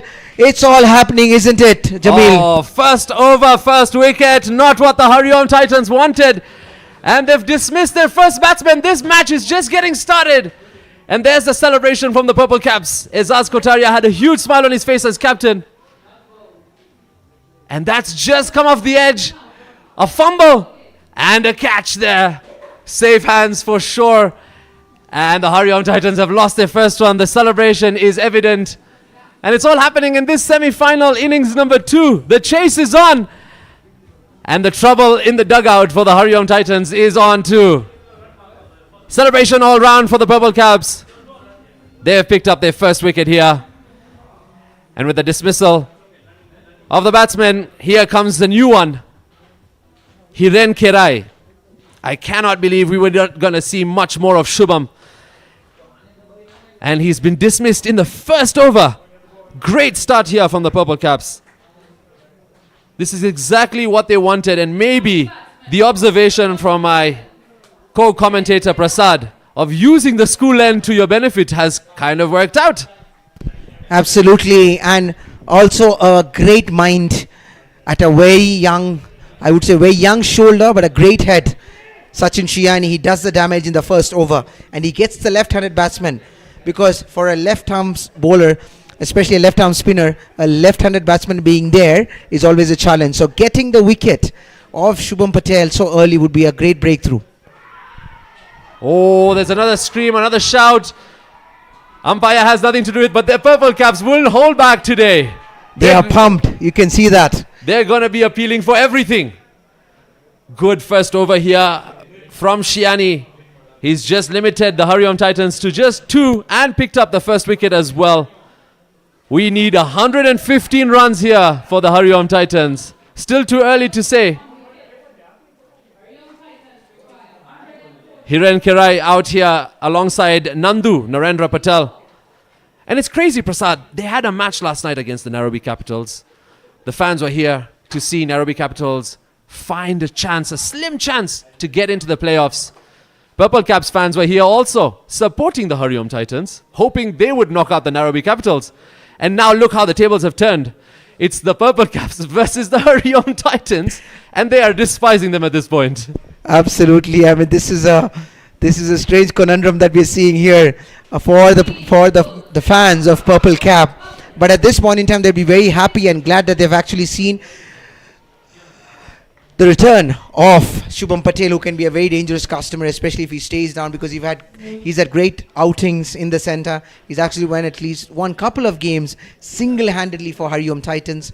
With Francis Mutua coming in, this is good captaincy from Ezaz Kotari. He realizes he needs to get his best bowlers out there because he's not having a huge total at hand that he could defend. Yeah, absolutely. Good to bring in the action here from Francis Mutua. Seeing his bowling figures there remind me of the station, 106. And of course, 7 wickets in a match. Oh, that's something he'll be very happy with. Can he produce something like that here tonight in semi-final number 1? Narendra Patel to face. He might just be... Oh, that's not a great bowling to bowl to start. That's a no ball being signaled by the umpire. Gets a free hit. That's a good welcome delivery for Narendra. And a horrendous start for Francis Mutua. Absolutely not the one that he and his team would have expected. This is a free hit being offered and a lot of calm offered to Narendra, because he'd be very happy at the thought of freeing his arms, because that's how he plays his game. Yeah, Francis with a very peculiar delivery to start. This time on the money. But off the pads, they'll take a bye. I think he's going back to his run-up. Possibly he missed something on his run-up. He's having a look at the crease. Maybe it could be about his landing. But I think Francis Mutua is key to the chances of Purple Cap. And as we are joined in the comm box with some, like you say, garam garam chai, with some great support from our co-commentator and one of the key person in the organizing committee, Raj Budia. Very great fast bowler. And he would be excited at the thought of Francis Mutua starting the proceedings from the botanical end. No, it's good. It's good to have Raj here with us as well. He had a great match last night. Not the win for them, but all-round great performance as well. That's come off the pads. There's a soft appeal. Nothing doing there from the umpire. Jamil, it would be a great show for the audience and also for us in the comm box if we can see a real match happening here in terms of a competition. Not a one-sided game where one side walks on, but if the bowling side can give them a great fight, this would be a great match at the hands. Yeah, and we have that ahead of us. So far, we've got 4 runs, 1 wicket picked up. Getting to the halfway point of over number 2 in the second innings. It could be a cracker. Oh, it's gone through everyone. The fielder is chasing it down. Will he get there in time? He does. Good work. But it seems like the batsman will pick up 3 here. Is it the quality of the delivery, or is it the fielder or the keeper missing out? Because it's happened time and time again in this particular tournament. I think this was an incident where it has landed just short of the wicketkeeper. He was expecting a little more carry. He didn't get the carry that he was expecting, and he just missed out holding on to it. But mind you, Francis Mutua, you can actually see him. He seems to be so focused, and he's one guy who would seem very blunt if you see him for the first time. He's not very expressive, but he comes and delivers what the captain asks of him. I took a photo with him the other day when he was playing his match, and Prasad, you won't believe what he looks like on screen is quite a normal height. When you stand next to him, he's a giant. And now I understand why this kind of pace is blistering from his arm. Look at that, right through everyone. Yeah, keeper couldn't get down in time. But good work from the fielder. It's what you'd want to see from the HARIOM Titans. Sukhdeep is a very experienced keeper. Being a keeper myself, I would have expected him to stay a little low there for his height. Unfortunately, the ball didn't. Actually, he was maybe expecting a little more carry, because Francis Mutua is a tall lad. A bit of extra bounce from him, but as we said, on completely contrast to the school end, the botanical end sometimes have a lower bounce, especially when it hits the certain areas. That could be the reason on this specific delivery. You have lots of variation, lots of buys through. Good bowling attack so far from the Purple Cap. Can they continue this way?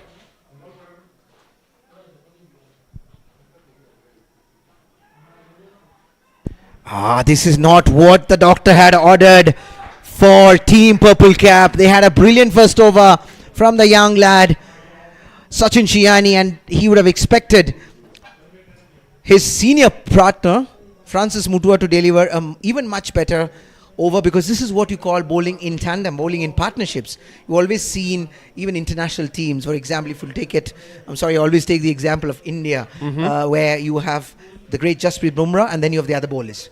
So you will always see Bumrah coming and giving a very, very economical over, not giving any runs. Clean and tidy. The other side, the bowler gets benefited with wicket.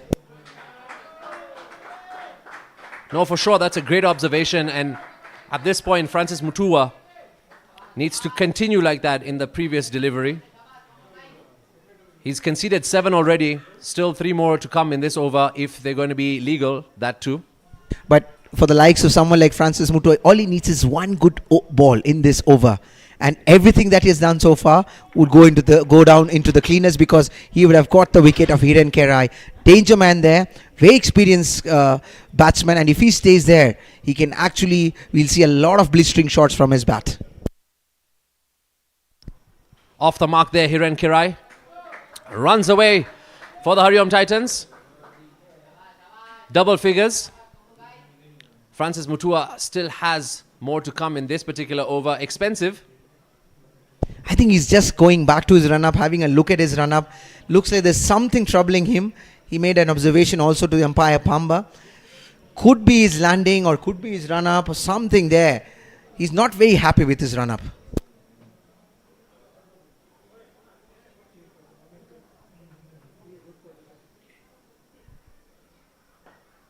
Wow, what a shot there from Narendra.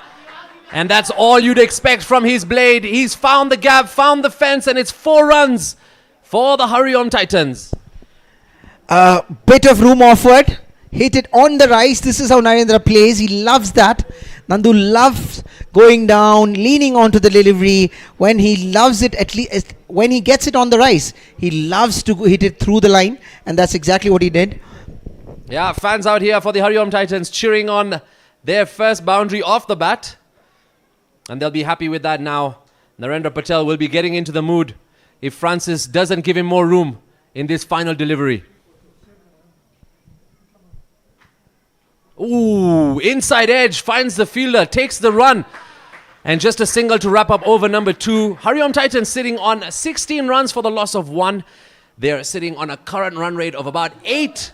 And if they continue like this, they should be comfortable winning the game. But let's not forget, Purple Cap have a bowling attack here. Absolutely, and they'll be looking again to the young, I would say, to the young promising lad, Sachin Shiani, to give them the breakthrough that they would be expecting again in the over number 2. But if you really observed what Francis was trying to do, he realizes that Nandu loves the area off stump and outside the off stump. He loves to hit through the line. He loves that extra bit of a ball coming onto him. This is where he was trying to angle it in. Unfortunately, he was not able to find the line he was expecting, unfortunately conceding a couple of wide deliveries. But if he could get that length, you saw an inside edge in the last delivery.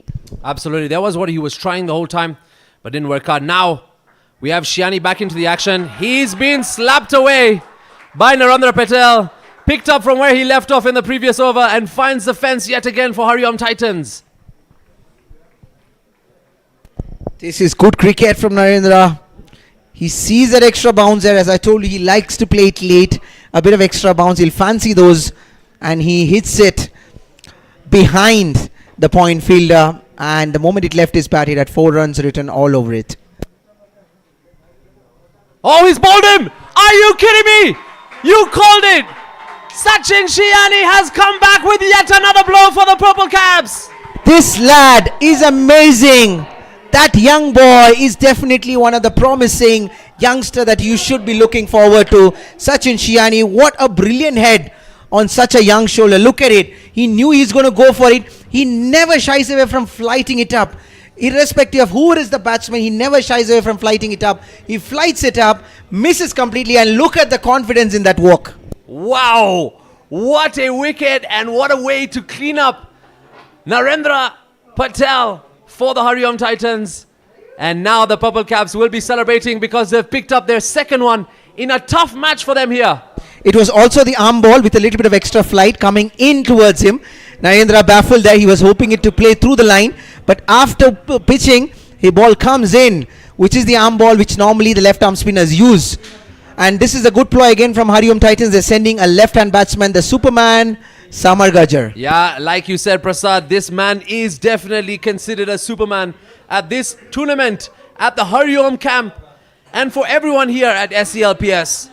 Fantastic with the ball, fantastic in the field, and now will he be fantastic with the bat? The scores and the numbers tell it all. 20 for the loss of 2 after 2.2, and we've still got a match ahead of us. Prasad, this game is not over yet. Not at all by any means. But this is the wicket that they would be looking forward to. Samar Gajjar and Hiren Rai. Both of them very experienced campaigners. They play together even in the league for Super League for the Samaj team, and a lot of experience that they bring in. And so this will be the partnership that HARIOM Titans would be looking forward to flourish, while the Purple Caps would be looking to perish. 100%. This is a partnership they need to build here. The HARIOM Titans comes off the edge of the bat, sends the runner back, and this is good work from Shiani. Good work from the Purple Caps. There's aggression now. There's fire in the field. They want to restrict all runs here in the middle. And what I like about this youngster is his calmness. He doesn't get overelated when he gets a wicket. Neither does he get. In the meanwhile, there's a good shot, but good fielding there from Ankit Ashani. It's all happening here, Jamil. Are you talking about Thierry Henry or Ankit Ashani? That's some great football skills. That was a good one. Well found there by Samar Gajjar. Good spotting of the gap. But here's your star footballer, Ankit Ashani, with a great block with his feet. So he stays calm throughout, and this is very important for a cricketer, because if you would have heard about from the great MS Dhoni himself, the best part is you don't get overjoyed by your success, nor do you get too trembled by your failure. If you can stay calm throughout, and this is where a great cricketers are made. And if you've seen all of them, it's not just about your skill sets, it's about the mindset. And this is where a youngster like Sachin, trust me, if he can be guided and groomed away with giving him chances where he can exhibit his talent, we can see a great promising youngster for Cricket Kenya. Absolutely. And what a start from Sachin Shiani. SDS conceding only 8 runs, picking up 2 wickets. And after 3, HARIOM Titans on 22 for the loss of 2. Happy fans there. 94 runs required in 102. We've come down to double digits. Samar Gajjar out there alongside Hiren Rai, hoping to create that partnership to take them over the line, not get the pressure and look for the big hits. Now is when they need to build that partnership. Even slow down the game, it's okay. But to get over the line, to get into the final, you need to do what it takes to make sure you keep your wickets. I think you just missed to notice something. There's 3 twos here. Usually you're the first one to notice you have 2, 2, 2.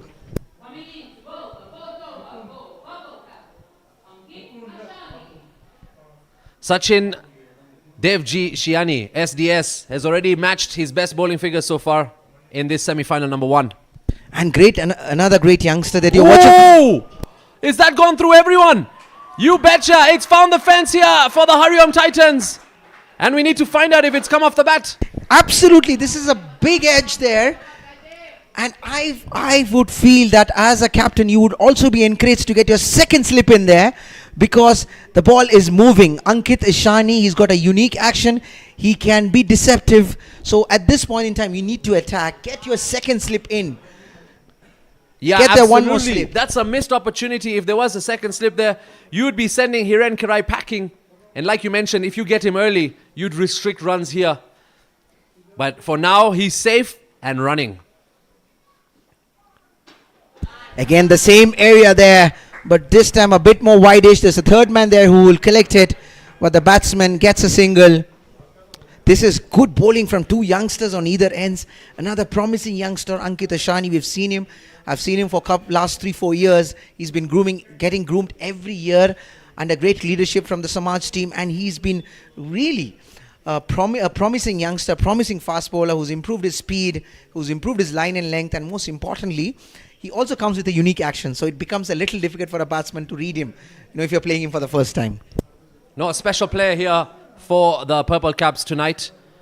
Can he produce a bit of magic here? Off the pads, soft appeal, and wicket-keeper Sukhdeep tries to find the stumps. Wide also signal there by the umpire. It's a bit of mind games, a little bit of strategy, but for now it's backfiring. There's everything. The fielders are pumped. You can hear the noise right here sitting at the comm box. The team is pumped. They would be looking for that one wicket. If they could break this partnership, we'll have a great game in our hands. Yeah, great stop there. Picked up the single.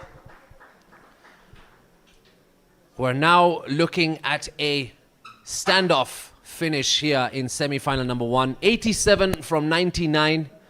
Ankit Ashani, the youngster like you mentioned, is into the bowling attack for the Purple Caps. They will need to pick up some more wickets here, put the HARIOM Titans in trouble. At the moment, it's looking positive for the table toppers at this tournament. Absolutely, and they've always been looking like the side to beat. HARIOM Titans, they've excelled in their bowling department, their fielding department, and even the batting department. They've looked like a total side when it comes to T20 cricket, and that has been the reason for their success. And yes, my fellow commentator a while ago, Mitesh, was also asking me, and even Dan was asking me, that how are they playing back-to-back games? It is how fit they are. It's a fit unit. They were fielding, the most catches were collected. So they're looking like a total unit. For sure, and that could be something that they could use as a boost for them to come into the semi-final despite playing last night. And this was an opportunity for them to showcase why they're the strongest side, they're the side to beat at this tournament. And Neeraj Patel has been one of the calmest players on the pitch.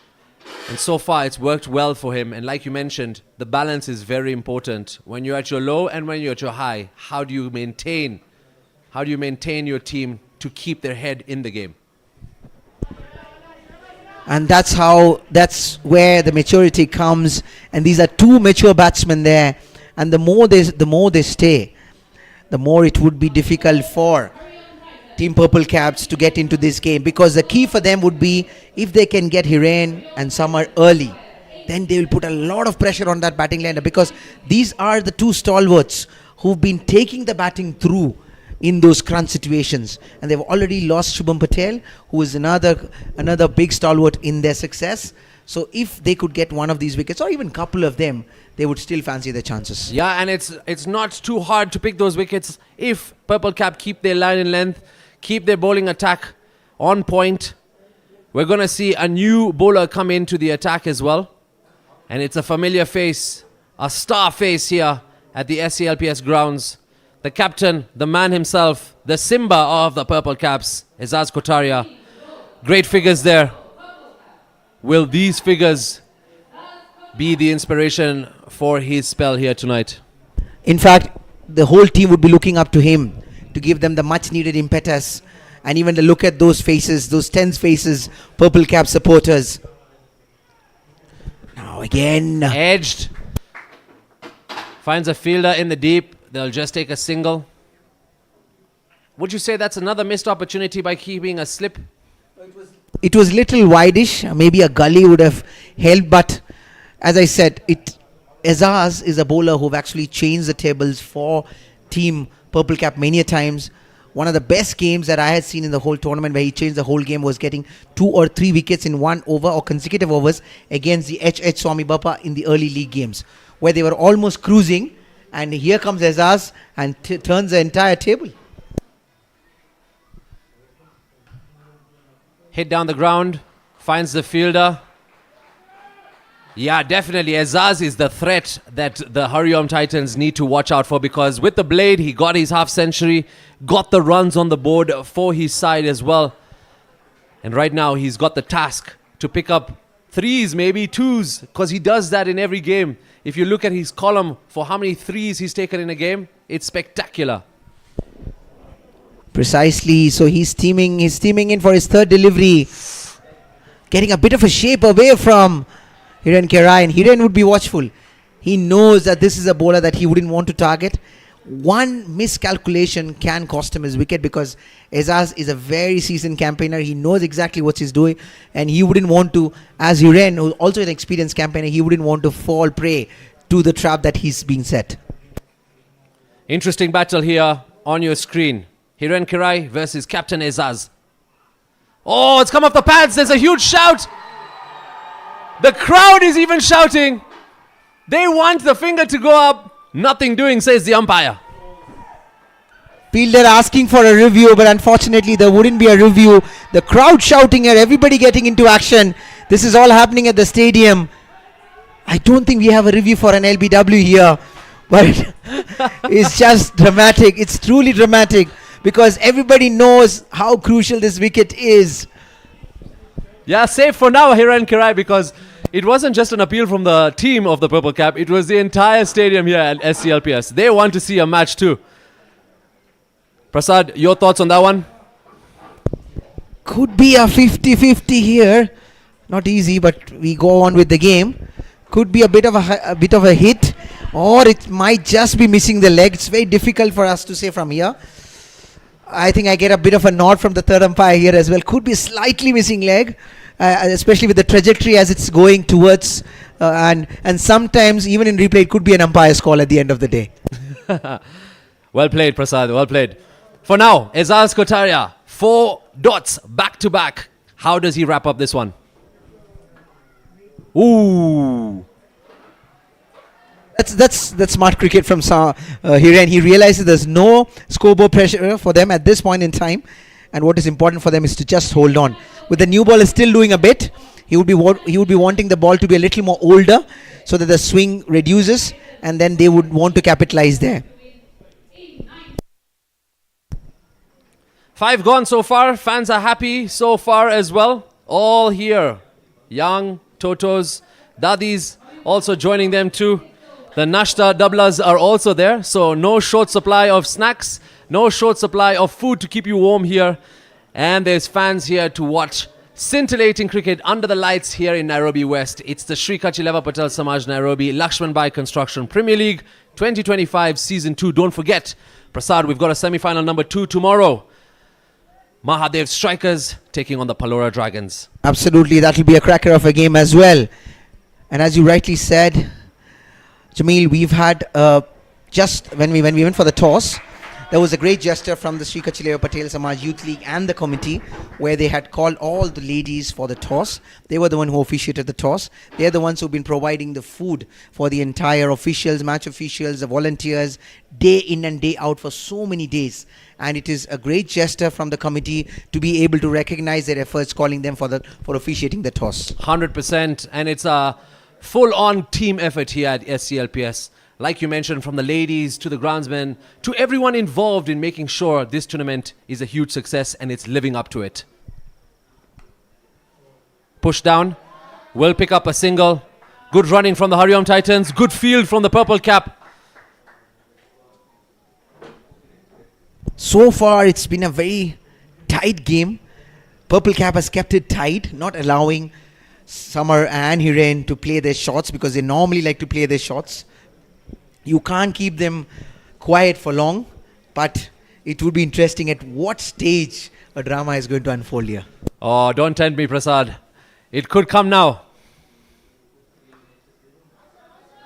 Push down, pick up another single in this over. That's what HARIOM Titans will do against star bowlers. They'll rotate the strike. And we still have just a few more deliveries left to wrap up the power play. Would you say the HARIOM Titans are still in a comfortable position? Absolutely. So far, I don't think they would be feeling any sort of pressure at all, because as long as they have Hiren and Samar in the center, they realize that they are two of their best batters in the center. So there wouldn't be any pressure at all. But for the Purple Cap, they would be looking for... Oh, that's up in the air. It lands safely. No man's Fielder land. will chase it. Doesn't find the fence. they'll pick up 2 in the middle. Now for the purple cap, they would be hoping that little bit of ignition from someone, maybe from one of the youngsters or maybe from one of the experienced one who could give them a wicket or two. And then you will see the whole unit, the fielding and the bowling unit, to be a totally different.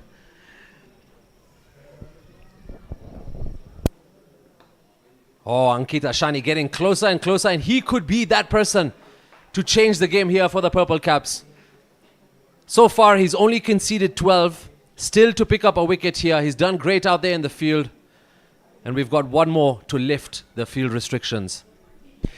I was just having a chat with our fellow colleague Ashmita while I was sitting there. She is also looking forward to an interesting game, not a one-sided game, and she nods looking at us as we are speaking about it.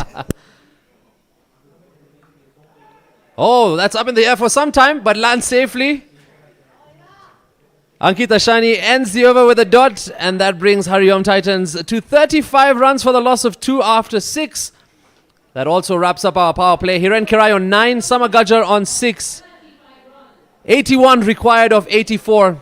And like you mentioned, the voice of Ashmita echoing across the Sri Kachileva Patel Samaj Stadium for the last 3 weeks, making sure the fans are entertained, hyping the teams here, whoever is playing, making sure every fan is updated with the score and maximums and wickets picked up, and who will be going into the final with her voice. It will be interesting.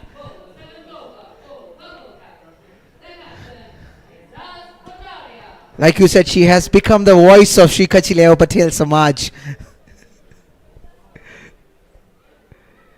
Izaz now coming back into the bowling action. Done fantastic in his first over.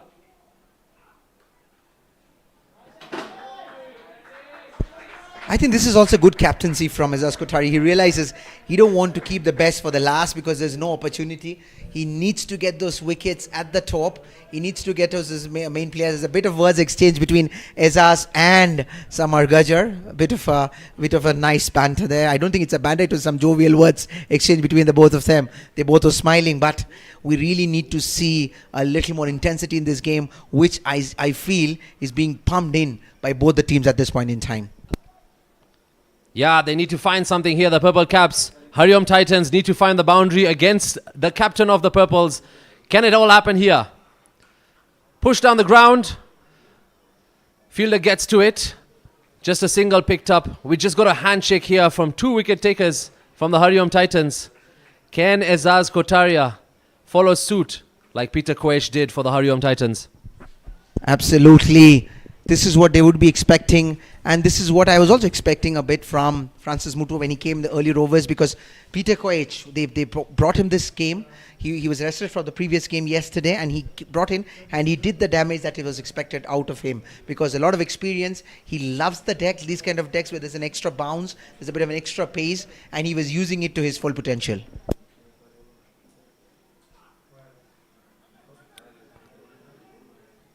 Good work there from Neelakash Tambe.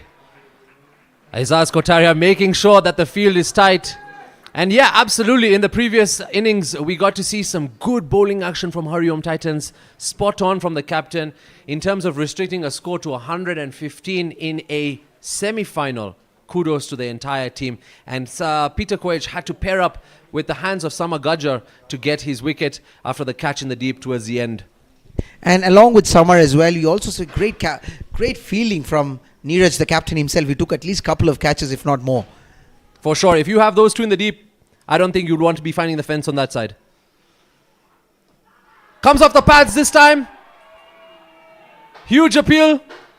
And what is interesting, more than the fielders, you get the appeal from outside. I could hear the roar of the fans. They're appealing so much. Now the umpire is so confused. Where's the appeal coming from? Izaz is wondering where's the wicket gonna come from, because he's so frustrated with no decision going his way so far. Looks like it came off the bat. Yes, absolutely. There was a bat. Otherwise, this could have been a great appeal, because it was straight on the line of the stump, straightening up. The umpire could have had a real tough decision there, but thankfully for him, Samar manages to get some bat onto it at the last moment.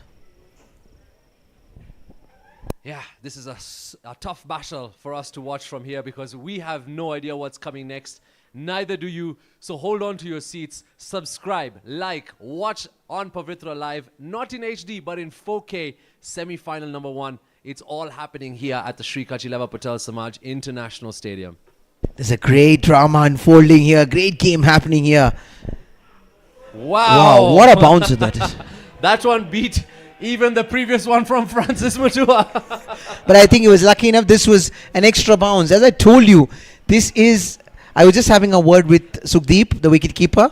I think his bat broke in the first over when it was after a delivery from Peter Koech, and on having a chat with him, I was made to understand it was the extra bounce that Peter was getting, just like you saw the extra bounce right now. Oh, well dispatched there from the batsman. Hiran Kirai picks his spot and finds the gap. It's a boundary after some time, and HARIOM Titans will be happy with that one. I think batsmen have been completely unforgiving when it comes to length deliveries.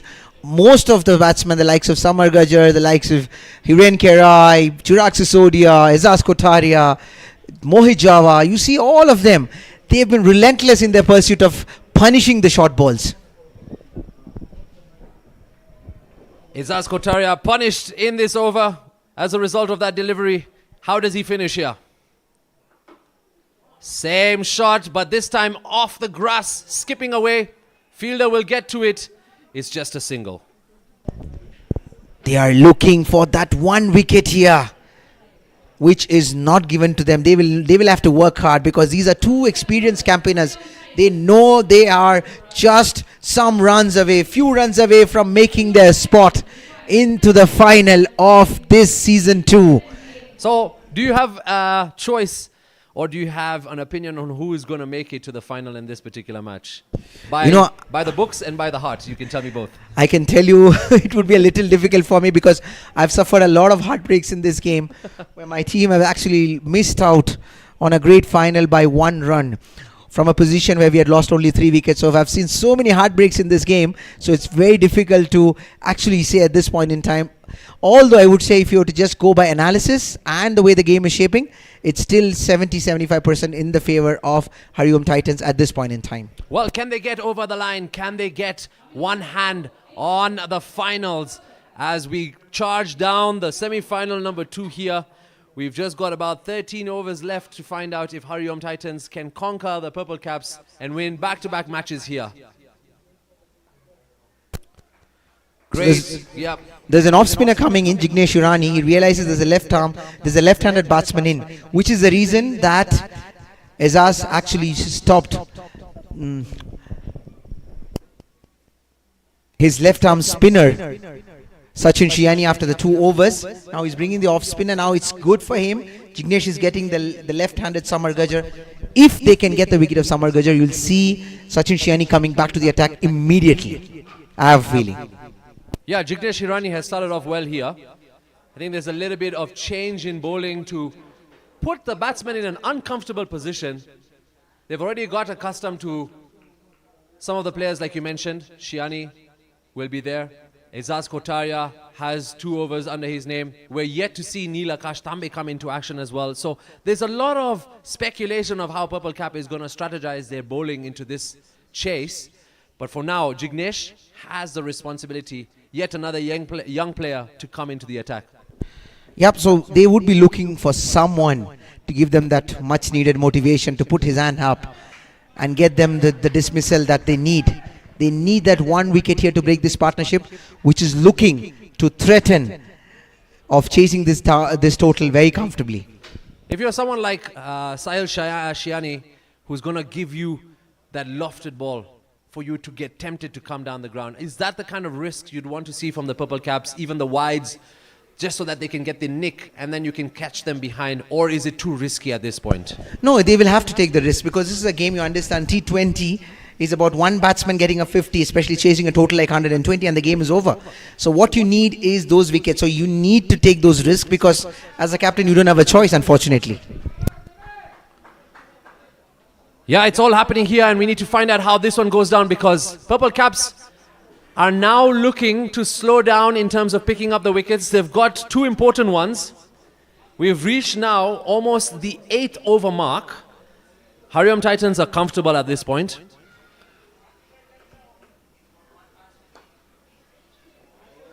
And Samagajar in the middle with Hiren Kerai won't be a problem at this stage. They need 69 in 74.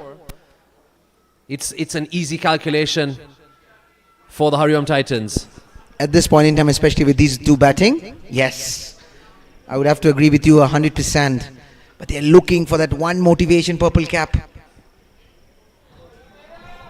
That's not going to help. There's been quite a few of those in this game, and you wouldn't want to expect those. I think also the fact that I was a little excited to have a slip fielder there, but you realize, especially for the lefty, there's not a lot of turn that Jignesh is getting at this point in time. Otherwise, if you would have had a little bit of an extra turn, I'm sure with the experience of Ezaz Kotaria, he would want to have a slip fielder in, for the lefty batsman at least. After 8, we're sitting at 49 for the loss of 2 for the HARIOM Titans. Jignesh concedes 5. Samagajar out there. And Hiren Kerai for the HARIOM Titans to get them over the line. That's the bowling attack you have. Francis Mutua still with 3 to come. Jignesh Hirani still with some more to come. Sachin Devji Shiani. That's the guy we want to see pick up more wickets because he's already got 2 under his belt. And what a way to get those. This is good captaincy.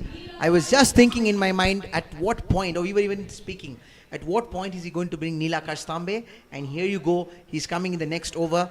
You know, he can actually work more like a slow bowler. Sometimes he's not a lot, he doesn't turn a lot. In the last game, we saw him, he was utilizing the wicket extremely well.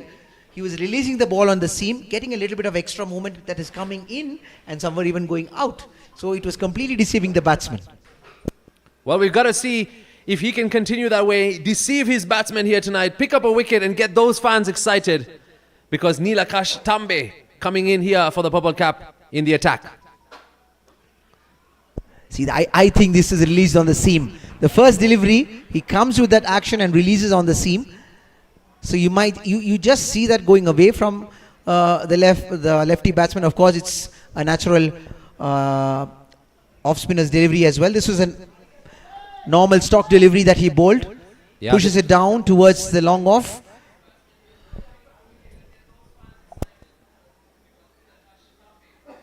(0-0-1).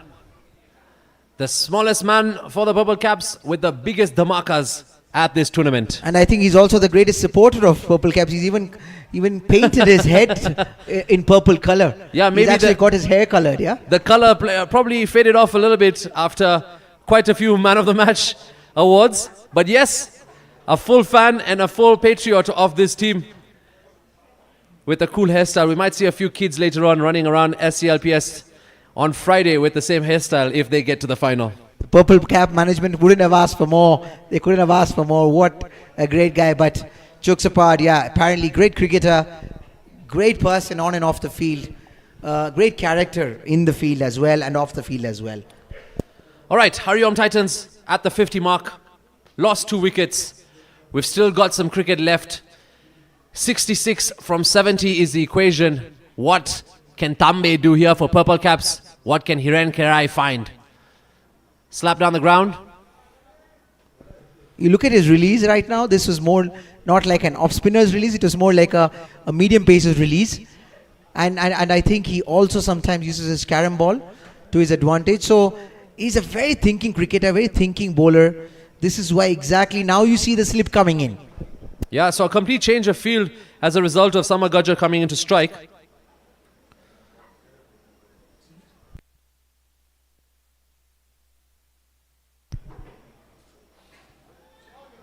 Yeah, gets down on one knee, slaps it away and comfortably finds the boundary. How about that for a fantastic shot from Samagajar? Made it look so easy.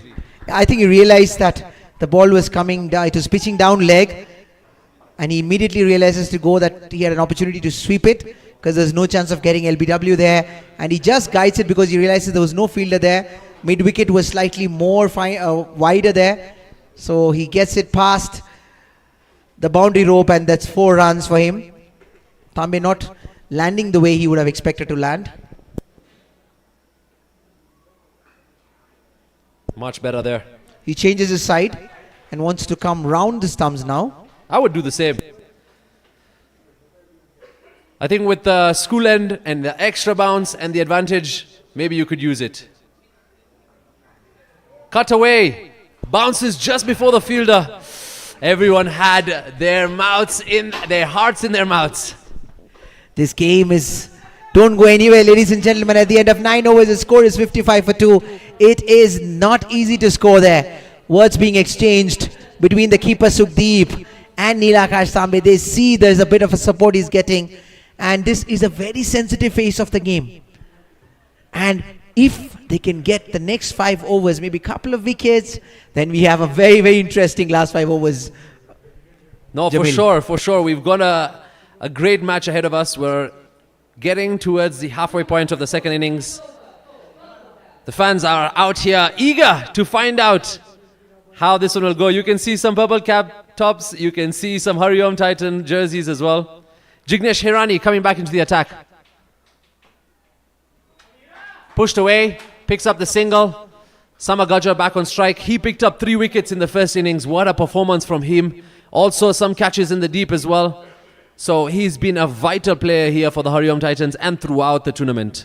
Yeah, so what Jignesh would be looking forward is to have Summer on strike most of his deliveries, because he's got a better chance of getting an opportunity, getting a nick there. Surprisingly, I do not know if they have a slip fielder. They don't have one. Awkward there for Samagaja, but makes sure to rotate the strike. Picks up a single. Yeah, without the slip, I think it's a missed out opportunity, because with the way it's turning, Jignesh could use that. But at the moment, he needs to keep it right in the middle. Looks like the captain has just heard us from the comm box. Here, there's a slip in place here.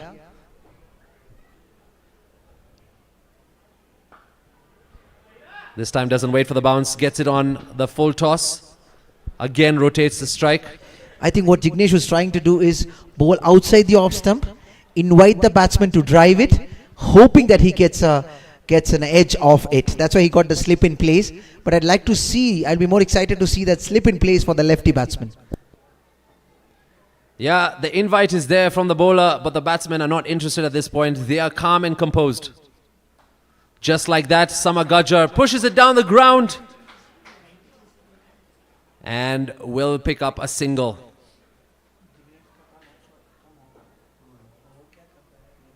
What a view there on your screens.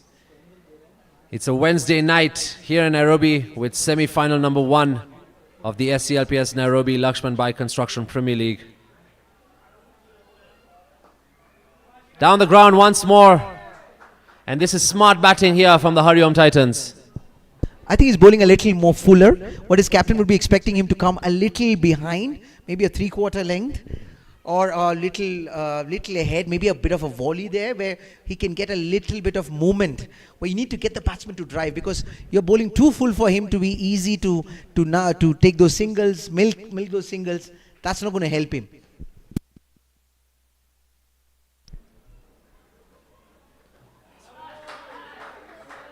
Better delivery there from Jignesh Hirani, but the result is the same. Yet another single picked up in this particular over.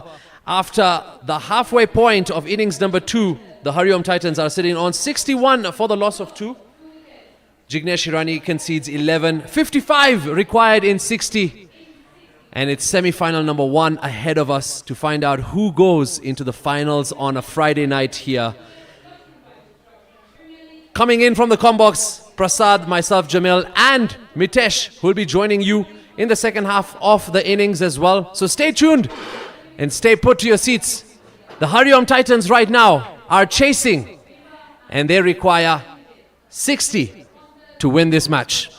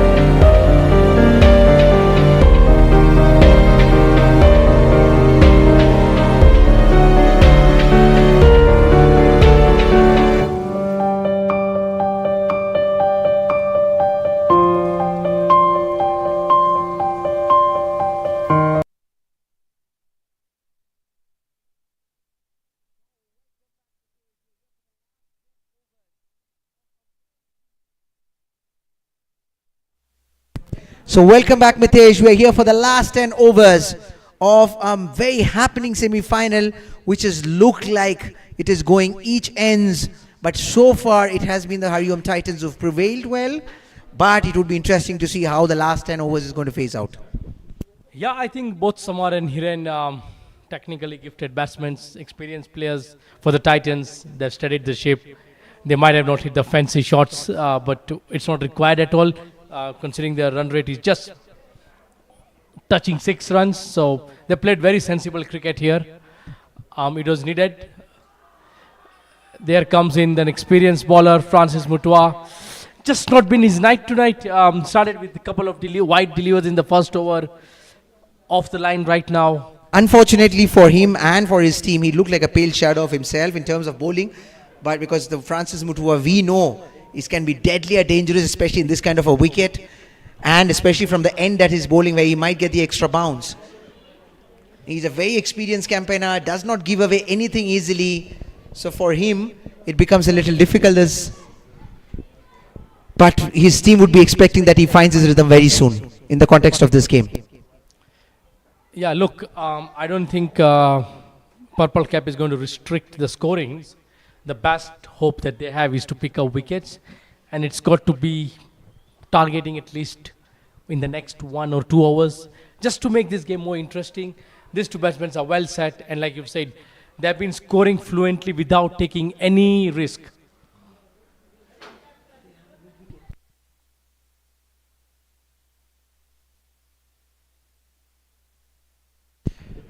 I just have a feeling that with the extra bounce, Francis might be excited to bang in right shot at Samar Gajjar and hoping that he might miscue one. But this time he goes for the fuller delivery onto his pads, flicks it towards the mid-wicket, gets a single comfortably. Yeah, look, I think the way that field was set in the previous delivery for Hiren was pretty much looking for a short pitch ball, because it's deep mid-wicket, deep square leg. They have a deep point and a third man. All signs of probably a shorter ball there. Once again, field positioning changes. It's always going to keep the fielding team on their foot when you have a left and right hand combination. And I also feel it's also because of the angle that he wants to come into the left-hander. Because if you see, the long off has actually come into a mid-off. This delivery for Samar Gajjar. So that's exactly the line. He would want to hit his leg. He wants to come onto his middle and leg. He wants to test him there.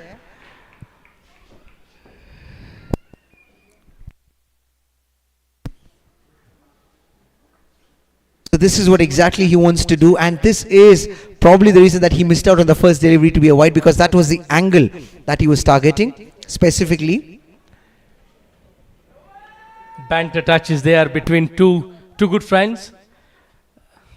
It's good to see such friendly banters out there in the middle. Just keeps you lively, and of course, spectators at home, joining us live on Pavitra, definitely want to see such good engagement. It would be interesting to see how Francis comes in. I think this could be a ploy. Now this is what, maybe this could be the words of exchange. This could be a ploy from Ezaz Kotaria, because they all play together for Saurashtra. They know each other since long. So he knows which is the strong areas of Samar and which are the areas where he would want to target. So this could be a clear message from Ezaz to Francis Mutua to hit this particular area for Samar Gajjar. Well, I don't know about the message that is the ploy that he is planning, but one thing I can tell you for this, the pros that have come all the way from India, the likes of Samar Gajjar, you mentioned Ezaz Kotaria, how much of a benefit it's been for our local youngsters. You've really raved about the youngsters in this tournament, but what we need to also acknowledge is the presence of these senior players, not only the ones that have got Ranji Trophy experience, but also the likes of Mutua, Shem Goche, all these who are currently in the national team. Narendra Kherai, who's been a former Kenyan player. We have Sukhi in the keeper. Those guys are really nurturing the youth that are in this team.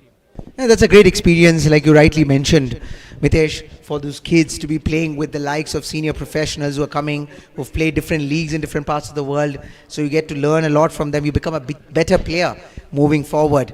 But as of now, I think Hiren and Samar are milking the bowling. There's no pressure on them. They're less than runner ball. So this could be a bad delivery, but there's a fielder in place. A slower delivery, not getting the line that he would have expected, swaying down towards his pads. Quick to flick it and gets a single at the end of the 11th over. Score moves to 66. For the purple cap, Mitesh, they will have to get the wickets. Yeah, a clear intention. Look, if they are going to have any chance, it's wickets. There is no way they are going to restrict the Titans to not score this. The best way they have is to pick up wickets. And like I said, look, it's got to be a wicket sooner than later. That required rate is perhaps one reason the fans here are all sitting quietly on their bench, because the Titans don't need any flourish, any fancy shots at the moment. They're doing it very easy. Shots on the ground. The loose delivery we saw earlier on, Samar put it away. Even that, it was so with ease, you know. So, yes, they've got the bowling cut out. Yes, the most successful bowler of the opposition in purple cap right now, Sachin Siani, once again going to roll his best dice right now. I think so. Azaz finally had decided to stop his weight.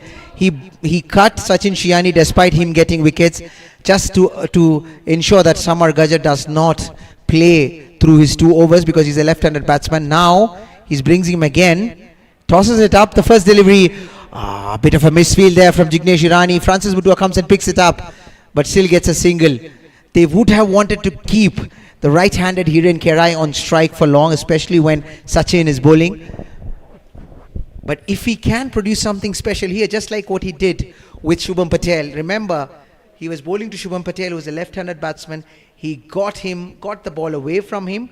It was the arm ball, but for this time it was a left-handed batsman going away from him. And he gets the edge, and the slip fielder there, who we can see again, Azaz Kotaria, makes no mistake and hangs on to it. Now he's passed some words of wisdom to Sachin Shiani. It would be interesting to see what he's going to bowl next. Yeah, I think some good captaincy there. You know, the captain walking to his bowler. Do not be afraid to toss it up. And that's the sort of motivation a young lad like Sachin required.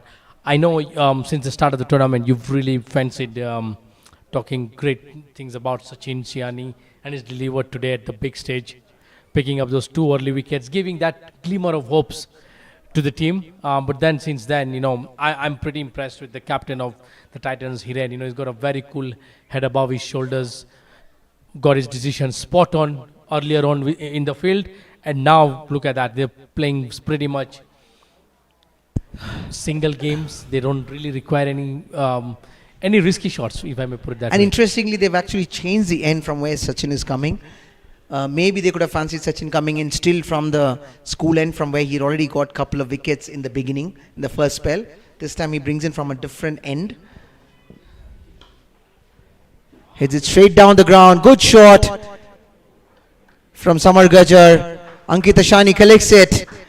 Good pickup and a good throw, ensuring that the batsman only gets a single. Brings in Hiren Kerai back on strike. They would be hoping something to happen here in the next 2 deliveries, because at the moment, the Titans are on a roll. They are easily chasing down this total at this point without any pressure at all. And that's clearly evident. If you see the way they are running, you know, they're not in a hurry to take any twos. They know they've got this chase well under control until something drastic happens. It seems like a smooth sail for the HARIOM Titans. But overall, we'll come back after this over. At the end of 12, the Titans are 70 runs for the loss of 2 wickets. 2 experienced batsmen, Samar Gajar, Hiren Kerai, comfortable out there in the middle. The required rate is well below 6 runs.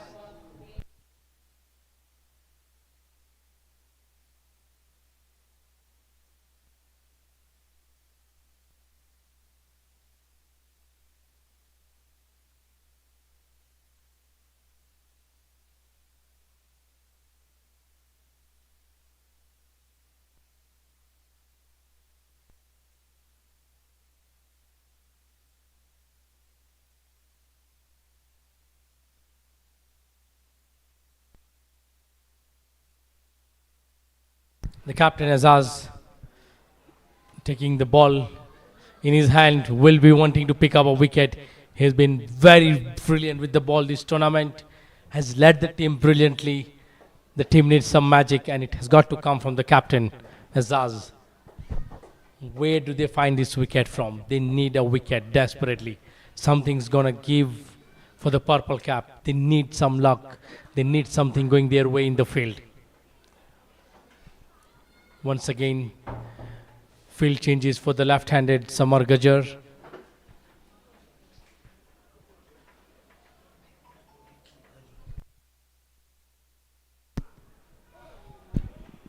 The short delivery, angling away from the left-hand batsman Samar Gajar, tries to step out and hit it over the point. There's a bit of a words exchange. This is good contest shaping in. Azaz trying to play some mind games here. He knows he really somehow wants to get Samar off his discipline, off his focus, so that he can get something out of a miscue from him. That's what he's hoping for. But as of now, it's all going in favor of HARIOM Titans. Another good delivery and good follow through. He's giving it everything here, Azaz, for his team. He knows the importance of this game. They've played good cricket throughout this tournament, and it comes down to this one game. This is a knockout game. There is no looking back from here. And he knows right now the opponents are on a better place right now to make it to the grand finale on Friday.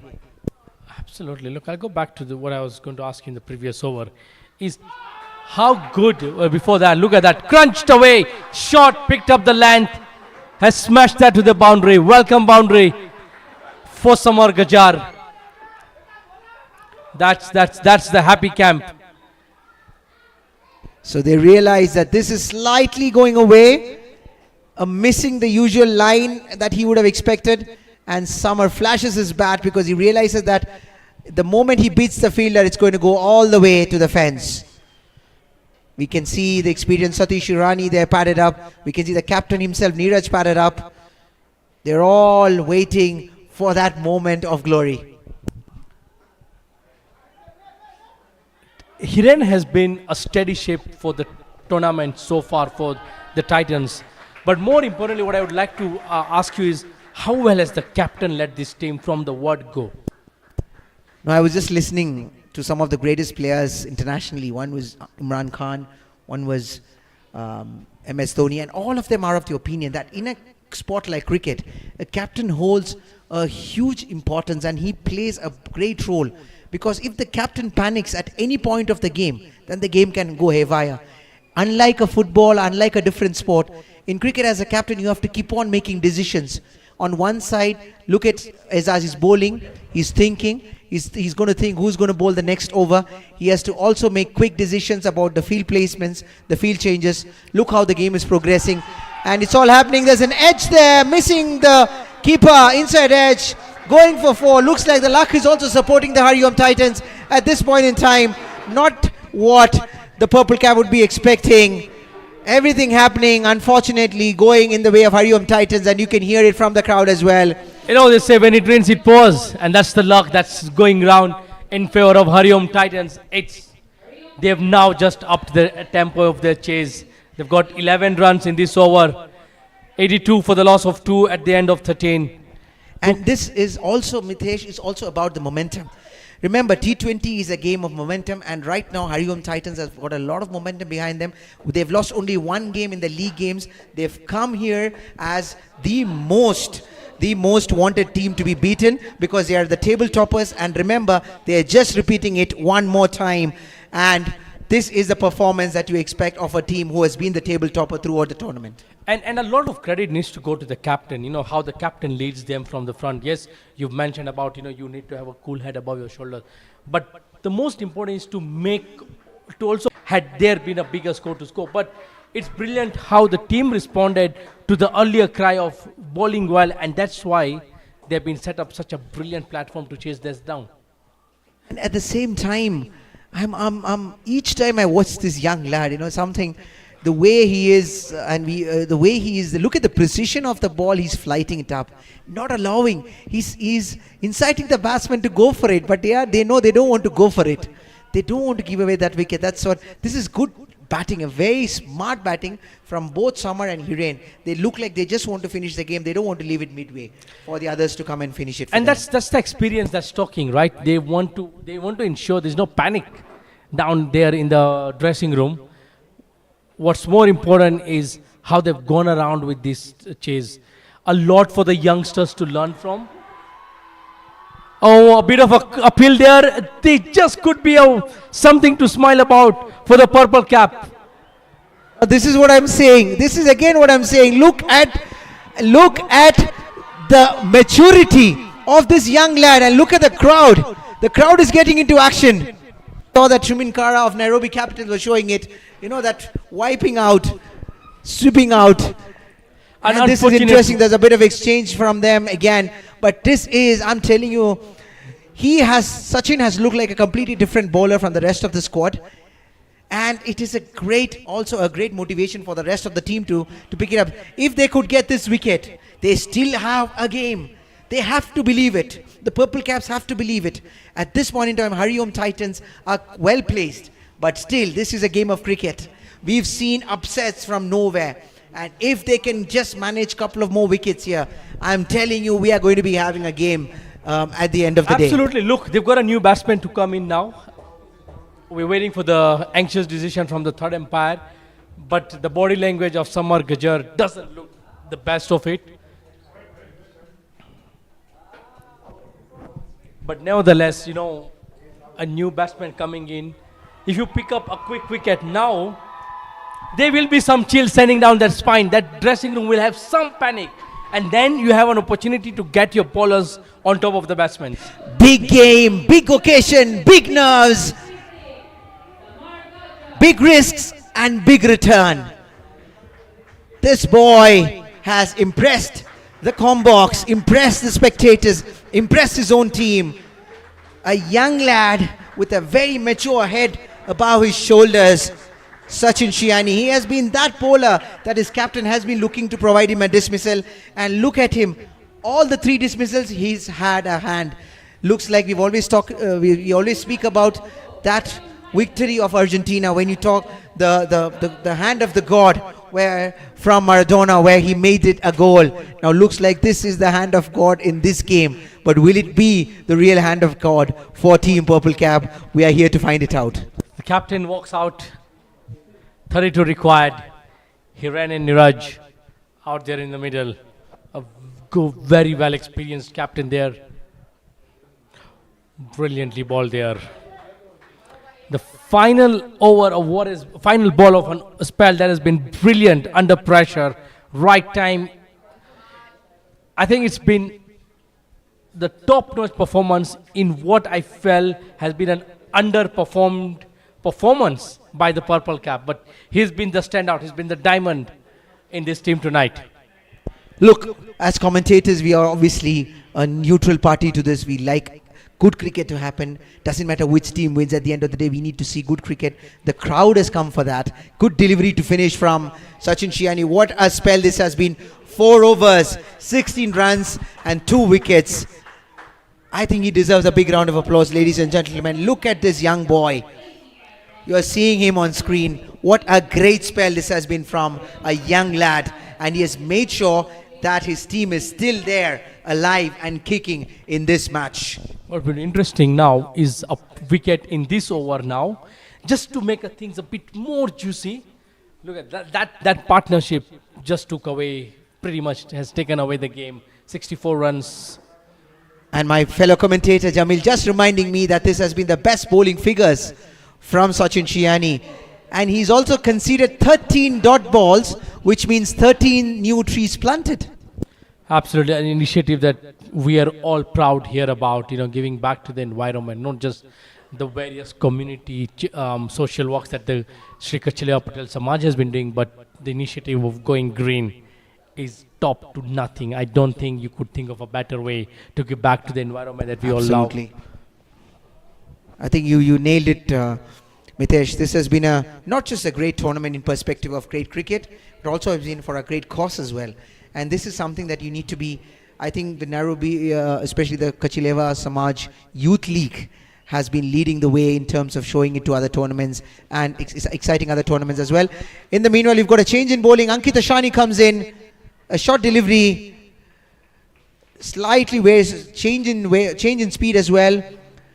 Could not be picked up the way that Hiren would have expected it, but still manages to get a single. Brings in Neeraj Patel, and this is what Ankit would also hope, the new batsman increase. Neeraj is Ankit's captain as well in the Super League. They play for the same team. They know each other very well. It would be interesting to see how Ankit is going to bowl to his captain. Absolutely. Look, this is where franchise cricket gets very interesting. You know, dressing room secrets are out.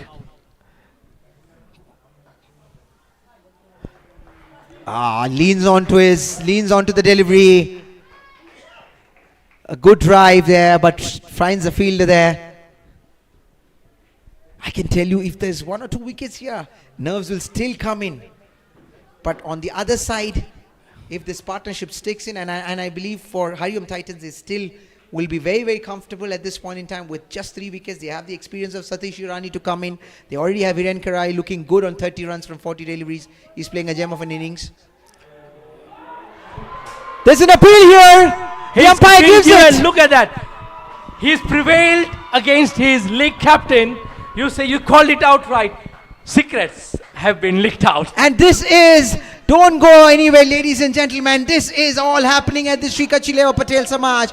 Wicket number 4 for the Purple Caps, and they are still giving it a fight. They're giving it everything that they can.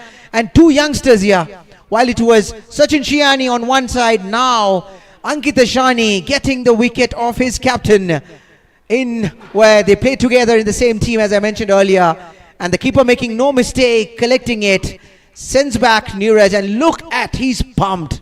Ankit Ashani is pumped and the whole team is pumped. They still see a light at the end of the tunnel here. A case of cats among the pigeons.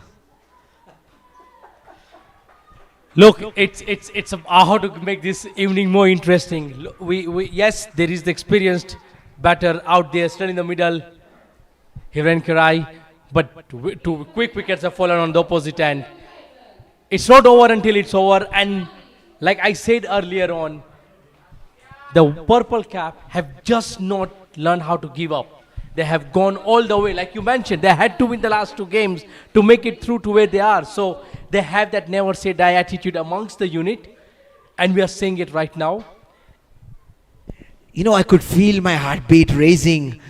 I have been in these situations many times, and this is a situation that, as a batter, when you're walking in, I'm telling you, even as experienced you are, you still have the nerves.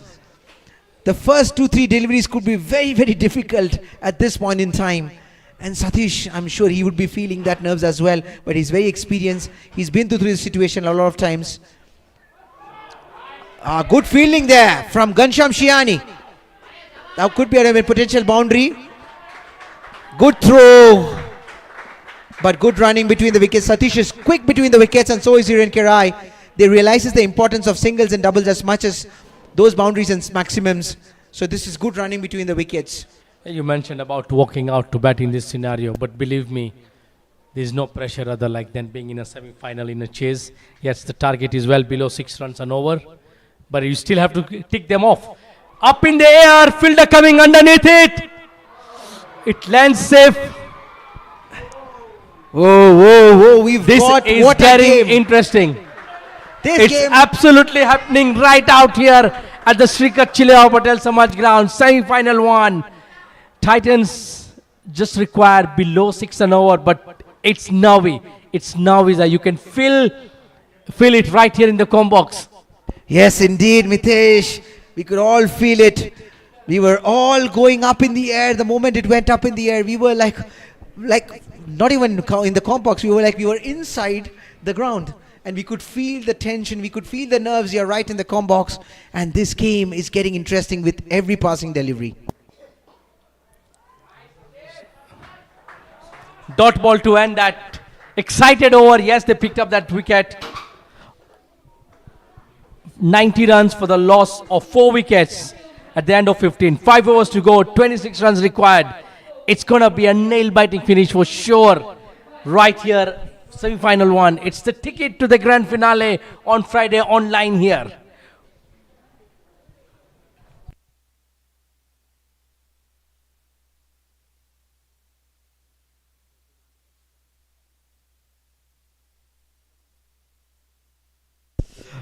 Mitesh, imagine that catch would have been taken. What would have been the situation of the match? It would have become even more interesting, isn't it? I would just stop imagining. It's become real more interesting now. Neil Akash Tambe back into the attack. Can he deliver that blow? Can he pick up that crucial wicket in this over? Just to make this more spicy and perhaps give some glimmer of hopes and maybe send panic to the opposition dressing room. I'm so glad that we are actually commentating online and not live on the ground, because I've just had my heart in my mouth when I was, as a team owner, just a recently concluded tournament where it was live commentating going on, and then when my team was on the verge of whether we could win or not, you get live commentary and then you want the commentator to just stop.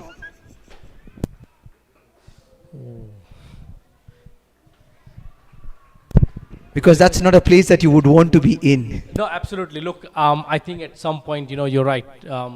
We don't still feel the pressure. That's the players out there in the middle field. We can only experience it by perhaps best use of words.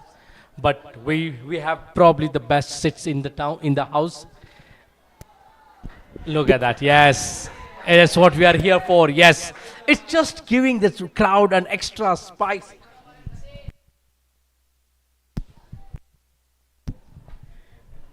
And that's why I said, franchise cricket brings a lot out for you, a lot you can understand.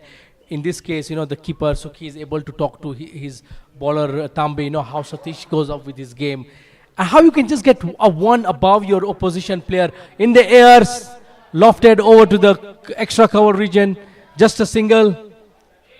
Look now, here, it might also come to a situation that, it's a difficult situation for Purple Cap. If you were to think, the captain has to make two decisions. Either he's going to go full attacking, trying to get wickets, or he has to have at least a couple of overs with 3-4 runs, pushing it towards the last over, maybe even 10 runs or 9 runs.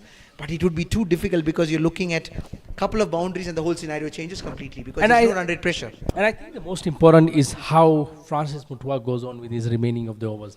A very crucial aspect for the Purple Caps there. They need him to deliver in the final phases. Coming back for the second. Putting pressure on the fielders. Still getting those runs. Quick runs. Hiren Kerai. Supported well by Satish Irani. This is good cricket. He realizes that all these singles and doubles are going to be of great importance once they're going into the last phase of the game. And we are in fact approaching the last 4 overs of this game. Straight into the fielder's hand. Tight call there. Yeah, look, Hiren Kerai has played brilliant knock there. He's looked calm, not tried any risky shots. Talk of not playing any risky shots, he just flashed one. And with that, 4 to go. And you have to be very, very impressed at the way that Samar and Satish have actually, Samar and Hiren has gone about their innings. Because remember, these are 2 free-flowing batsmen.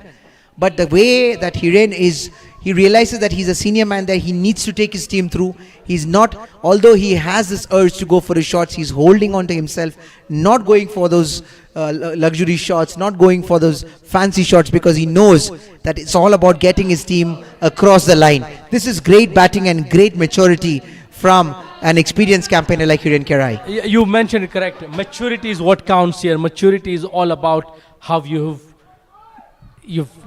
timed this chase so well under these circumstances. The captain here will try to see how we can pick up a wicket in his final over. Probably will want to see the back of Hiren there. It's just 20 required now.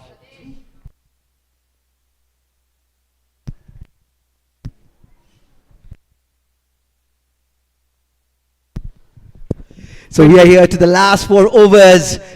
Mitesh, the excitement can be felt at the com box. Now we have Azaz Kotaria, Ooh, there's an opportunity there. Azaz hitting the ground, he's coming from the school end, getting the extra bounce, hitting the right area. He just wants to make sure that he gives no room at all to the batsman, not allowing. The ooze went in sync with how the wicket keeper have gone up in the com box. That's the level of excitement that we are. It's a nail biter finish. We are going to probably go to the last over. A wicket here from the captain would just make these things more interesting. Absolutely, this is what they would be hoping for. A pull shot. And that's a maximum from the bat. It will be interesting to see. The fielder signals a maximum, and it is a maximum from the bat of Satish Irani. He is not waiting for long. He wants to finish off in a hurry. You can see the applause from the dugout of HARIOM Titans.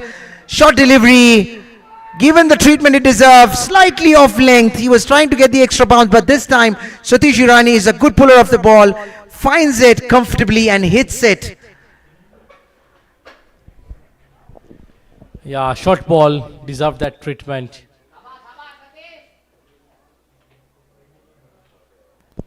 Every delivery, every single, every double, every boundary, every six, everything is being cheered by the audience at this point in time, because they know every ball is happening. There is something that is happening on every delivery. Every deliver and every run matters. It's a matter of inches here, whether the ball is inside the boundary ropes or has it gone over. Very important.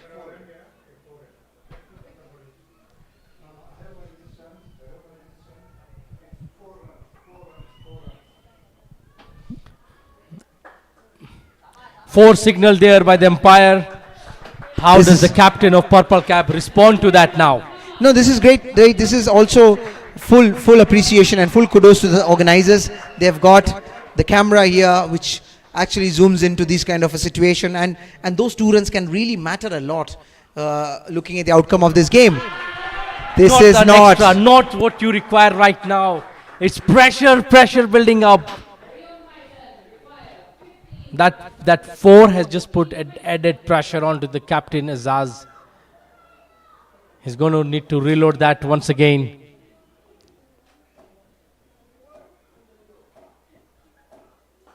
Good full length delivery there. Oh, there's an opportunity here, but good running between the wicket from Satish Irani. Now this game is slowly going into the hands of HARIOM Titans. They would already feel themselves very comfortable, needing only 15 runs from 20 deliveries, with the likes of Satish Irani and Hiren Kerai both at the crease. Yeah, look, ideally the Titans don't want to send a new batsman out to finish this game. They would want these two to finish it. We can see the experienced Shem Goche and the experienced Vishal Bhojani padded up there. Brilliant ball there. Brilliant comeback. Look at that. Yes. It's got the crowd excited. Yes. Who tell me it's 10:30 in the watch? Look at that. The crowd is absolutely pumped up. And it just needed one throw back to the batsman to just ensure that the crowd is up on their feet. You know, there's a lot of nerves, a lot of emotions at this point in time that would be going through. You can feel it for the teams, because they've worked so hard to come this far. They've done all the hard yards, they've done all the hard miles, and they've made it to this final 4, and no one wants to go home empty. Everybody wants to have that cake now. The irony of this match today is 2 players from Sikh Union have had to change their bats. What an observation. Both from Sikh Union have actually lost their bats. It's all happening out here. Look at, just hear the crowd. It's deafening now.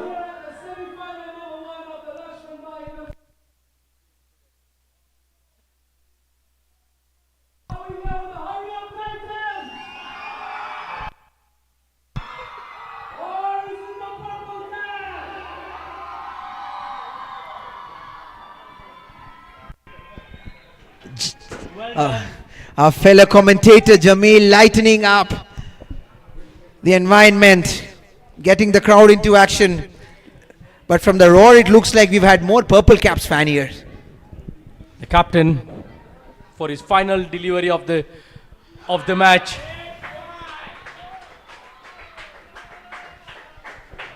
But looks like there are two people in the middle for HARIOM Titans who are not going to be boggled by the crowd nor by the opponent team. They're just going about their business very calmly, needing only 14 runs to win from 18 deliveries. 3 overs to go. We've got crucial overs remaining. Francis Mutua might just need to step up. He's not had the best of day, but he needs to respond. Now, I think it might be just a little too late, although I don't deny an opportunity that comes up here in cricket. Can be a very funny game. 1 over, 2 or 3 wickets here and there, and anything can happen. But however, in the context of this game, with the experience of Hiren Kerai and right now Satish Irani, I don't see anything fancy at this point in time. We've got 3 overs to go. Francis Mutua has left 2 to go, and the captain has given the over to Ankit Asani, who is bowling his final over. There'll be 1 over left. That's going to be very crucial should the game go to the last over. I think he realizes that maybe that Francis was not in his best today. He was not in the rhythm that he would have usually been. This could be a reason for the captain, because right now he's running out of sorts. He knows that he needs to get a couple of wickets. He can't see the way these guys are playing. They might not take it to the 20th over. So he wants somehow to some of his bowlers to give him even the slightest of chance. But having said that, is there a change in bowling here? Oh, he just decides to bring in Francis Mutua. Looks like he just overheard you, Mitesh. Going down to what we are talking about, and probably the plan is now to get Ankit Asani bowled a penultimate over and Francis Mutua to finish up his quota with now and the last over. Francis will have to come up with something extraordinarily special in this over. What will be very interesting is to bowl 3 dots, pick up a wicket, and then go from there. No, for that he'll have to bowl out of his skin. Too much of asking from the way the evening has gone about for Francis tonight. But nevertheless, here he is. No, not the start that he's been looking for. He started his 3 overs with wide deliveries. Unfortunately, this has been the story for Francis Mutua. You need to feel bad for the bowler because he's a great bowler. He's actually is a promising young cricketer who's been doing well for himself and also for the team. A very cool head. Goes about his business quietly, but it's a little difficult because, at the end of the day, this is what cricket is. It's a great leveler. It can humble anyone on a particular given day. Absolutely right. The greats have also been humbled. They go through that purple patch. However, the purple caps will require a purple lane. This is not at all the line that he should have been bowling. Anything sliding down the leg was definitely going for that treatment. Look at the joy in the camp of HARIOM Titans. They sense a final here. They can smell the final here. They are overjoyed. They're clapping at every run that is being scored. And you are looking at 2 guys who seems to be the architect of their victory. Yeah, it's not been that sorts of evening for not just Francis Mutua, but purple caps.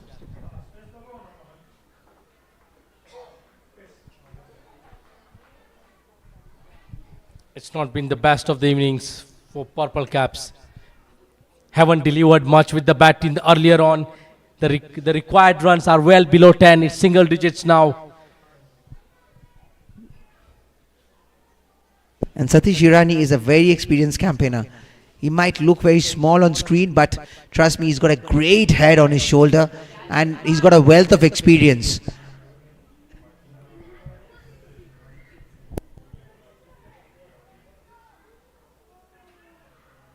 This time, right on the money. Bit of an extra bounce. This is what he would have expected to be delivering very consistently, and he would have been very disappointed.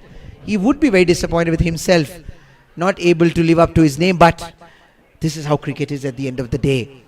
But for now, it looks like it's all HARIOM Titans, HARIOM Titans, and HARIOM Titans. You're in really good mood of entertainment. Well, yeah, look, credit to HARIOM Titans. They have been pretty much the team in form leading to the semi-finals. Slash that short ball.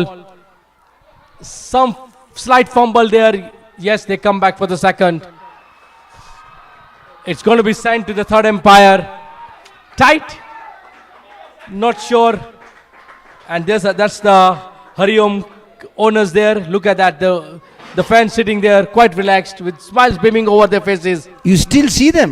They're very silent. They're waiting for that final run to be scored. I can really relate with them because I've been in that position a couple of months ago, just finishing a tournament. You cannot be joyful, and although deep down you know that you're going to win, but you cannot see that on your face until you see that last runs being scored by your team. Yeah, anxious wait there. Well, it will be a bonus wicket for the Purple Caps. Looking back at this game, the Purple Cap would be expected, they would have thought that at least they would have got it to at 120, 130 mark, which could have given them a little bit of extra fighting total. Imagine this was another 20 runs here. Another 20 runs would have been a totally different game at this point in time. Absolutely. Look, I think they just didn't put up the right score, total on board. They lost early wickets in the power play. You can't be putting up a big score when you've lost 4 wickets in the power play. And that's, I think, from that onwards, from the power play onwards, they were basically just playing a chasing game. I'd also like to invite your attention to this great running between the wickets from Satish Irani. You look at the full stretch. This is, for anyone watching, this is the way you should be going to your crease. Full stretch, extension of his arms, and making sure he's totally grounded his bat.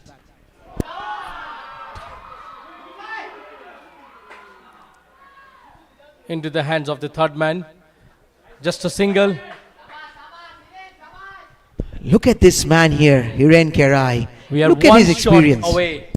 Could it come from the bat of Hiren, who has pretty much played a very calm innings so far, and I think the most important innings tonight. He might just give himself much needed weight and finish it off in a much calmer manner, the way he has been playing this innings. I feel he might just look at the delivery that he's going to get his way.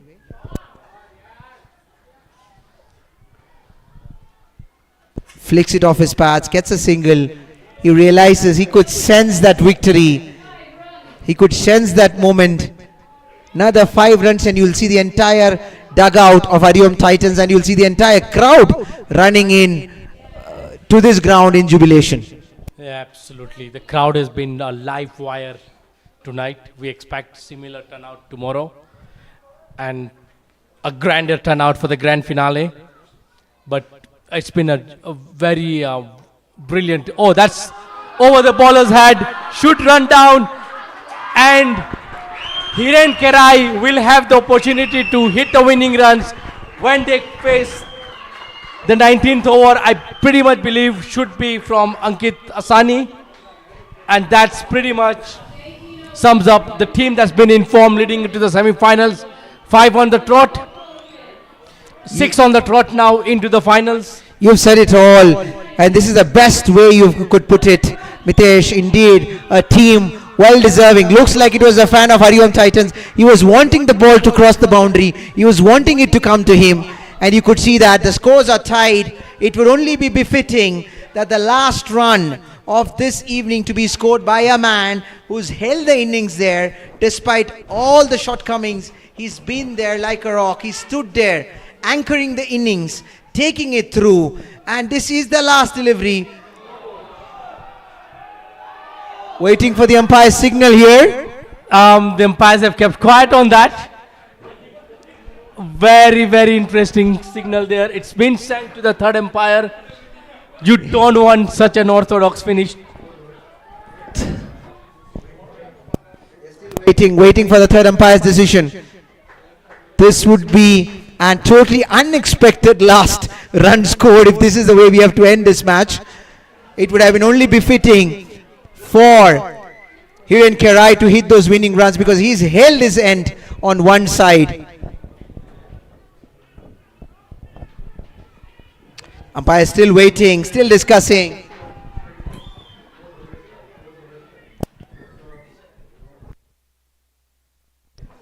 and that's not the end that they would have wished. But yes, it counts. It's the run that gets them to the finals. Congratulations to HARIOM Titans, who become the first team to make it to the final. On Friday, they will be waiting for tomorrow's opponents, which is the Dragons against the Mahadev Strikers.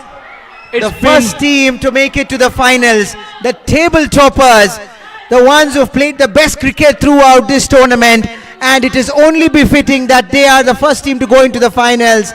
This is HARIOM Titans making it to the final. Well deserved. The fans are elated. You look at those youngsters, those young kids storming into the ground, applauding their heroes who've made it to the finals. And this day belongs to HARIOM Titans, and they've made it to the finals of Shri Kachilaya Patel Samaj Nairobi Lakshman Bai Season 2 T20. This is Mitesh and myself, Prasad, along with Jamil, signing off, and we'll be back again tomorrow for yet another scintillating match, the second semi-final to be played between the Mahadev Strikers and Palora Dragons. Good evening, ladies and gentlemen. Shubh Ratri.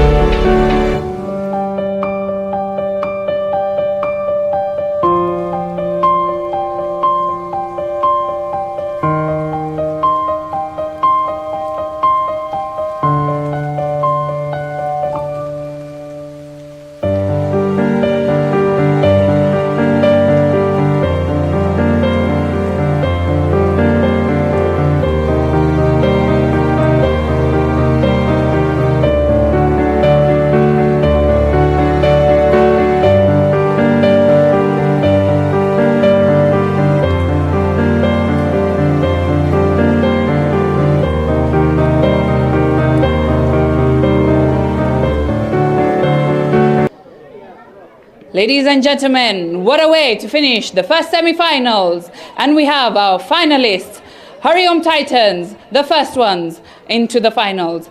We'll begin with the Man of the Match award going to Samar Gajjar.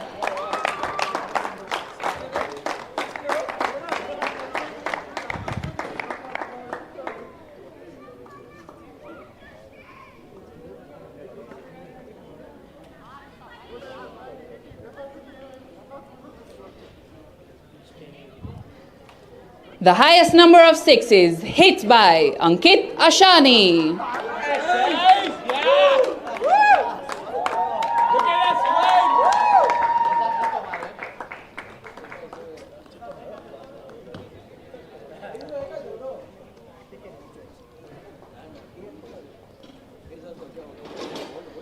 The most number of dot balls bowled by Samar Gajjar, 17 in total.